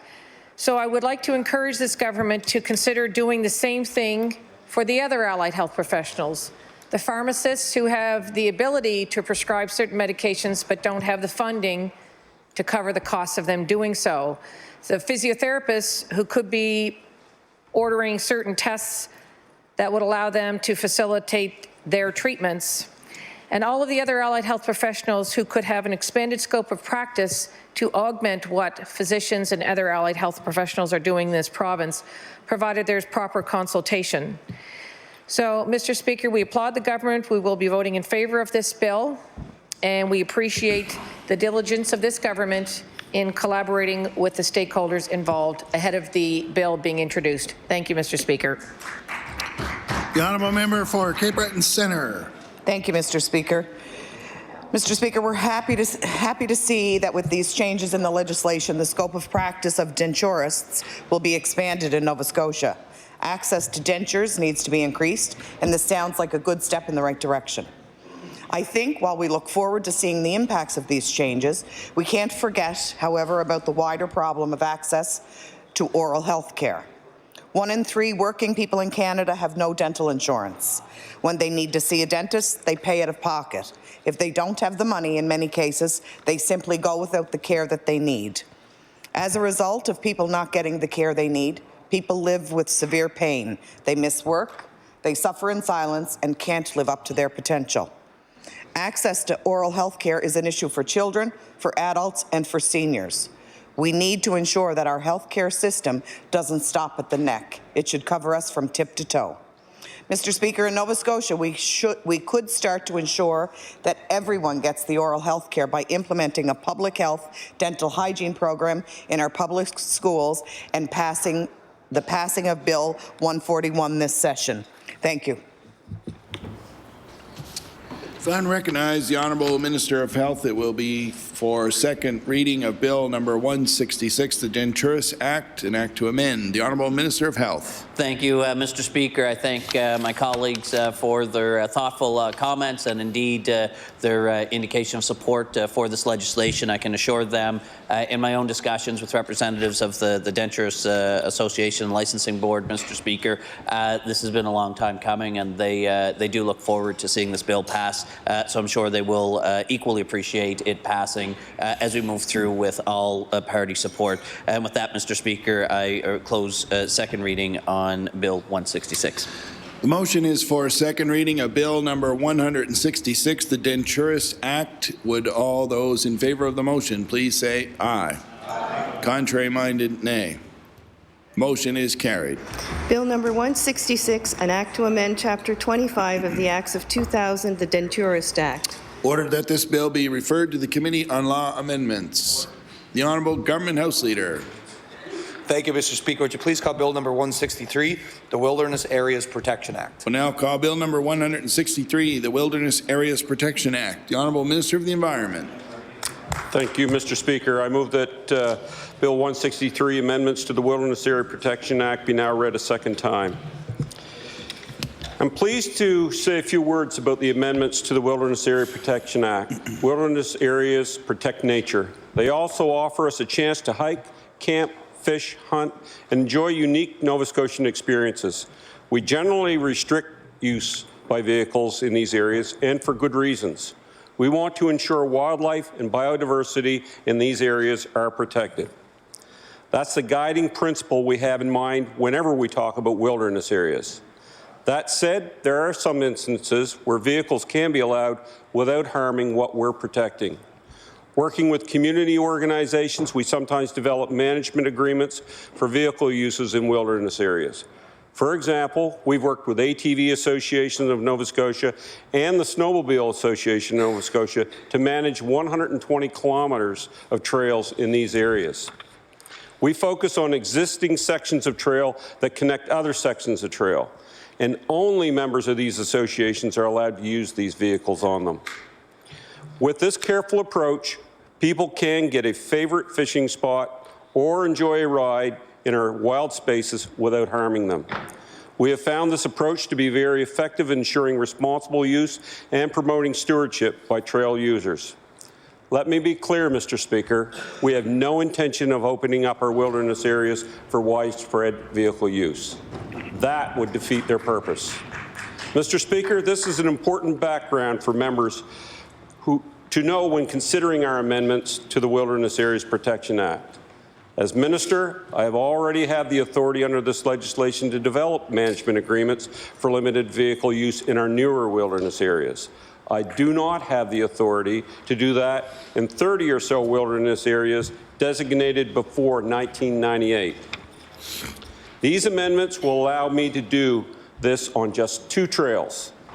The Grand Lake-Ross Lake Connector Trail in Ogden-Round Lake Wilderness Area and the Dominique Meadowbrook Fountain Lake Connector Trail in Portapique River Wilderness Area. That's it, Mr. Speaker, just these 2 trails. They are the last 2 trail connectors to complete the system around the province. If these amendments pass, we will approach the ATV associations and the Snowmobile Association about possible management agreements. We will also ensure that these trails are safe for use and managed in a way that ensures the environment is well protected. Mr. Speaker, there are some other amendments you'll see in this bill as well. The legislation already gives me, as Minister, authority to issue licenses for vehicle use so that people can access their private land if it's completely surrounded by a wilderness area. I don't have the authority to do this if the property is only partially surrounded. We're fixing the legislation to give me the authority in these circumstances. That's not to say that I will be issuing licenses. I won't. It's not an uncommon circumstance, but I'm sure my colleagues can appreciate that there are situations where a landowner would have no other reasonable way to access their property except going through a wilderness area. Mr. Speaker, another thing we're fixing is the legislation that pertains to parking lots.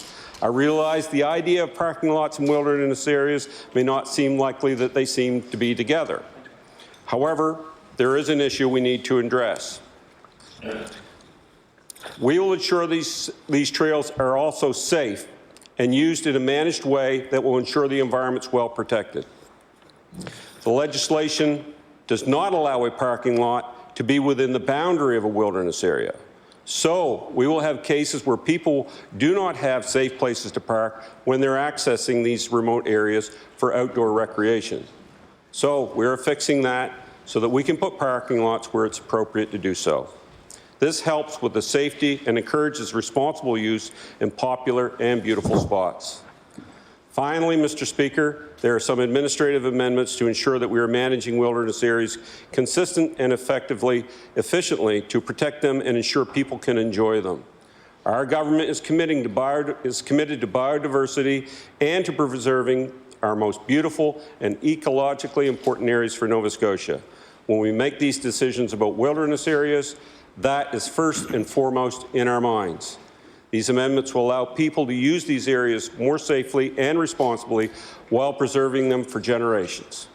Mr. Speaker, I move to close debate on second reading of Bill 163, amendments to the Wilderness Areas Protection Act, and look forward to comments from my Order, colleagues. please. We'll save the motion for when we come back to you.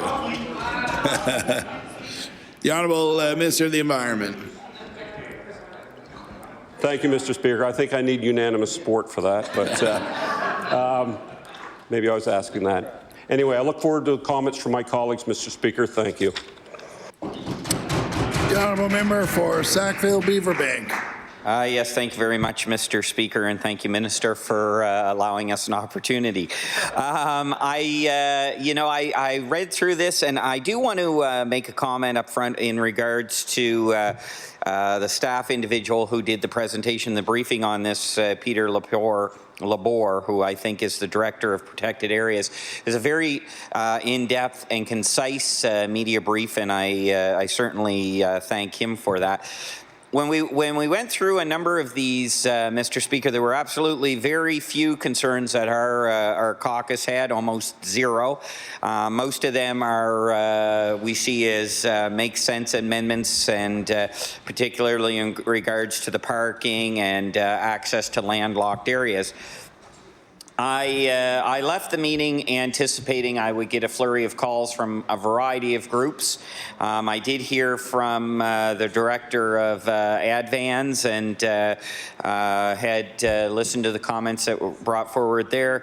And then as I was walking in, I didn't hear anything else from anyone until I was walking in about 5 minutes before walking into the house today, when I got a call from a gentleman who raised a number of issues, not so much in regards to clause number 3, the parcels, the particular parcels of land that are being added in here that the trails will be on, the 2 new additional trails. It was more in regards to how some of the act is laid out, and his concerns in regards with approving, he was a representative from the Lays Lake Outdoor Association. I'm assuming the ministers probably spoke with that group, and this gentleman raised a number of very valid concerns in regards to who is able to access some of these trails and who actually pays for them. That fees that ATV owners currently pay to register a vehicle in this province of $55, that $40, I guess, goes into a reserve that is then divided between a number of these community groups to help maintain and look after some of these trails. And the concern that was raised to me was the fact that it's only members of 3 or 4 organizations, even though all ATV owners across the province, when they register their vehicles, paying that the same fee, and $40 goes into a fund that is divided between them all. It's only 3 or 4, I guess, 3 or 4 organizations that can access into the funding from that's generated, and only 3 or 4 that are allowed to travel on these wilderness areas. And one of the main concerns that was raised is in regards to anglers and hunters. There is an association in this province that exists under legislation that was established in 1930, and it actually, the Anglers and Hunters Federation of Nova Scotia, they are actually the official spokesperson for hunters, fishers, and trappers across the province. And this gentleman was raising some concerns that although some of those members do not want to be a member of the official association such as AdVans or the Snowmobile Association, they still pay fees through Department of Environment and for hunting and fishing. They still are paying their same fee as everybody else across the province in regards to registering their ATV vehicles, but they're limited on the access. They're not allowed to access roads similar to the 2 that we're bringing forward. So I do bring that up. I do think that there should be an opportunity. I don't know if the minister has reviewed that or not. I know there was some issues in regards to concerns around insurance, and that some of these other associations like Advans and Snowmobiles Association, that they have insurance and that allows them to access these wilderness properties. But I would point out that under legislation and rules, laws, I believe anybody who owns an all-terrain vehicle in Nova Scotia has to have insurance as well. And there were some questions in regards to traveling in wilderness areas. I know that some of the more organized groups, it's $5 million liability in order to get onto those wilderness areas. I wasn't quite sure if it's $5 million total or $5 million up to five incidents. So I don't know if the minister at some point in time can clarify that with me. As I said, I know that under the laws of the province, any ATV owner has to have $1 million liability as well as PLPD. And in most cases, for $10 more, those ATV owners can get up to $2 million for only additional $10. So I, other than what I just brought up, we don't really have any real issues with this legislation or this proposed amendments that are coming forward. We'll wait to see what happens in law amendments, and I'm sure there'll be a number of representatives from the anglers and fishers across the province, or anglers and hunters and trappers from across the province who are intending to attend law amendments to raise some of these issues. So hopefully there might be an opportunity to address them at that time and when it comes back to committee. So thank you very much, Mr. Speaker. The honourable member for Halifax Needham. Thank you, Mr. Speaker, and it's my pleasure to stand and speak just briefly to this legislation.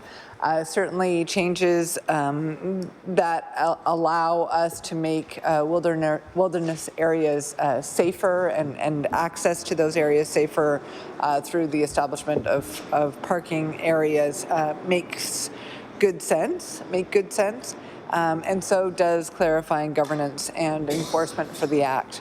And so in general, we find that these amendments are broadly speaking just sort of practical and sort of as close to housekeeping as you can get when you're talking about the wilderness as opposed to your house. And so, yeah, we have no concerns. I would say that, I look forward to when we will hear the government talk about some more ambition related to wilderness areas, and it's quite hopeful to me that there's this bill sort of following right on the heels of announcement of protection of some new wilderness areas. It's been a long time coming, certainly since I was elected, that actual designation of those areas has been expected at any moment, and so it's nice to see some activity, and we know that around the world, as we all confront the reality of climate change, protected areas and biodiversity are seen as very important, and also as an area where we need to be much more ambitious. And so having not been ambitious, I would suggest for this government's first term, I look forward to seeing more ambition. And in the meantime, we'll see if anybody raises any concerns or any substantive discussion related to these modest amendments at Law Amendments Committee. Thank you. The honourable member for Kings North. Thank you, Mr. Speaker, and I too would like to take a few moments to say a few words about the bill, and I do want to raise maybe a slightly different issue than my colleagues have raised, so I'll speak directly to that rather than all parts of the bill. What I notice in Section 5, subsection 2, is that in the bill we see two areas that are becoming permitted to be motorized areas, and I find it interesting that this bill presents these two areas as this is just the way it is. I'm quite certain that the minister would tell me that very careful deliberation went into the selection of these two areas. I'm sure that the Department of Environment took into account many factors in deciding how these two particular areas would be chosen as having this permitted. And I realize that the matter of off-road vehicle traffic in particular throughout wilderness areas in Nova Scotia, all across the province, is a contentious matter. There's no doubt about that. There are groups that want greater access for sure, and there are groups that want lower access. So I would like to suggest to the Minister that the process that was used to make the decision might have been a better thing to have in the bill rather than the outcome, because there will be other communities that will possibly want motorized traffic, or there may be areas where it's permitted now that those communities might say we want that stopped. So what was the process? What was the community engagement? What was the steps required? Because what we have here in the bill is the outcome of a careful, I'm sure, very careful decision-making process on the part of the Minister. But what other communities around the province need to know is what is the process and how is this decision made? What was the basis of this decision? And how, in many cases, how do we change what we're dealing with right now? Because there are areas of the province that have, I know there are areas where people would say we want less motorized traffic. There are also places where there are groups that would say, hey, we want this trail opened up for us too. So I think that a far better service to the public, to the province, would be a more careful description of the actual process requirements, what was the basis of the decision, rather than just simply drop into the bill. This is the result of, this is just two areas, this is done. And I think that maybe the process would have been better described in the legislation, and the outcome of the process maybe in the regulations, because presumably this is going to be a decision that you know, this type of thing in the future, other groups are going to want to open this discussion from one point of view or another. So I would just like to express that concern about your bill. The honourable member for Halifax-Chebucto. Thank you, Mr. Speaker. I'm happy to say a couple of words about these amendments. I suppose that I would be like an awful lot of other people in the province, that although I live and work in the city, and so do all of my children, my family's connection to the wilderness part of the province is very, for us, meaningful and rich. My grandfather, Clayton Prosser, came from the inland Yarmouth County and on the edge of Digby County, part of the province that's known as Kemp. He was a timber cruiser and a land surveyor who was very proud to have been a part of the original survey team that established the point known as Tri-County Rock, deep in the center of the Tobiatic Wildlife Management Area, where the three southwestern counties of the province converge. And his grandfather, Albert Ring, was a guide in that country at the headwaters of the Tuscan River that are known as the Barrio, where he never saw cash money from one year to another, but what came to him from guiding American, what at that time were called sports.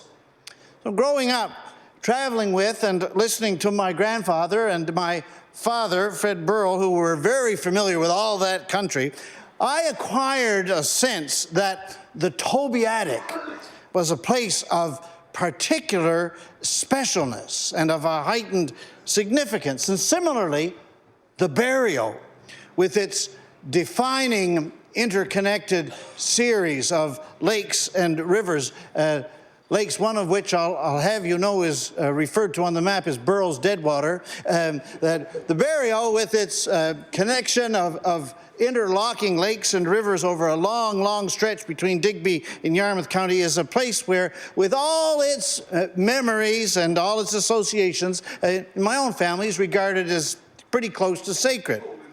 I suspect that something similar to this is true for an awful lot of families in an awful lot of different parts of the province.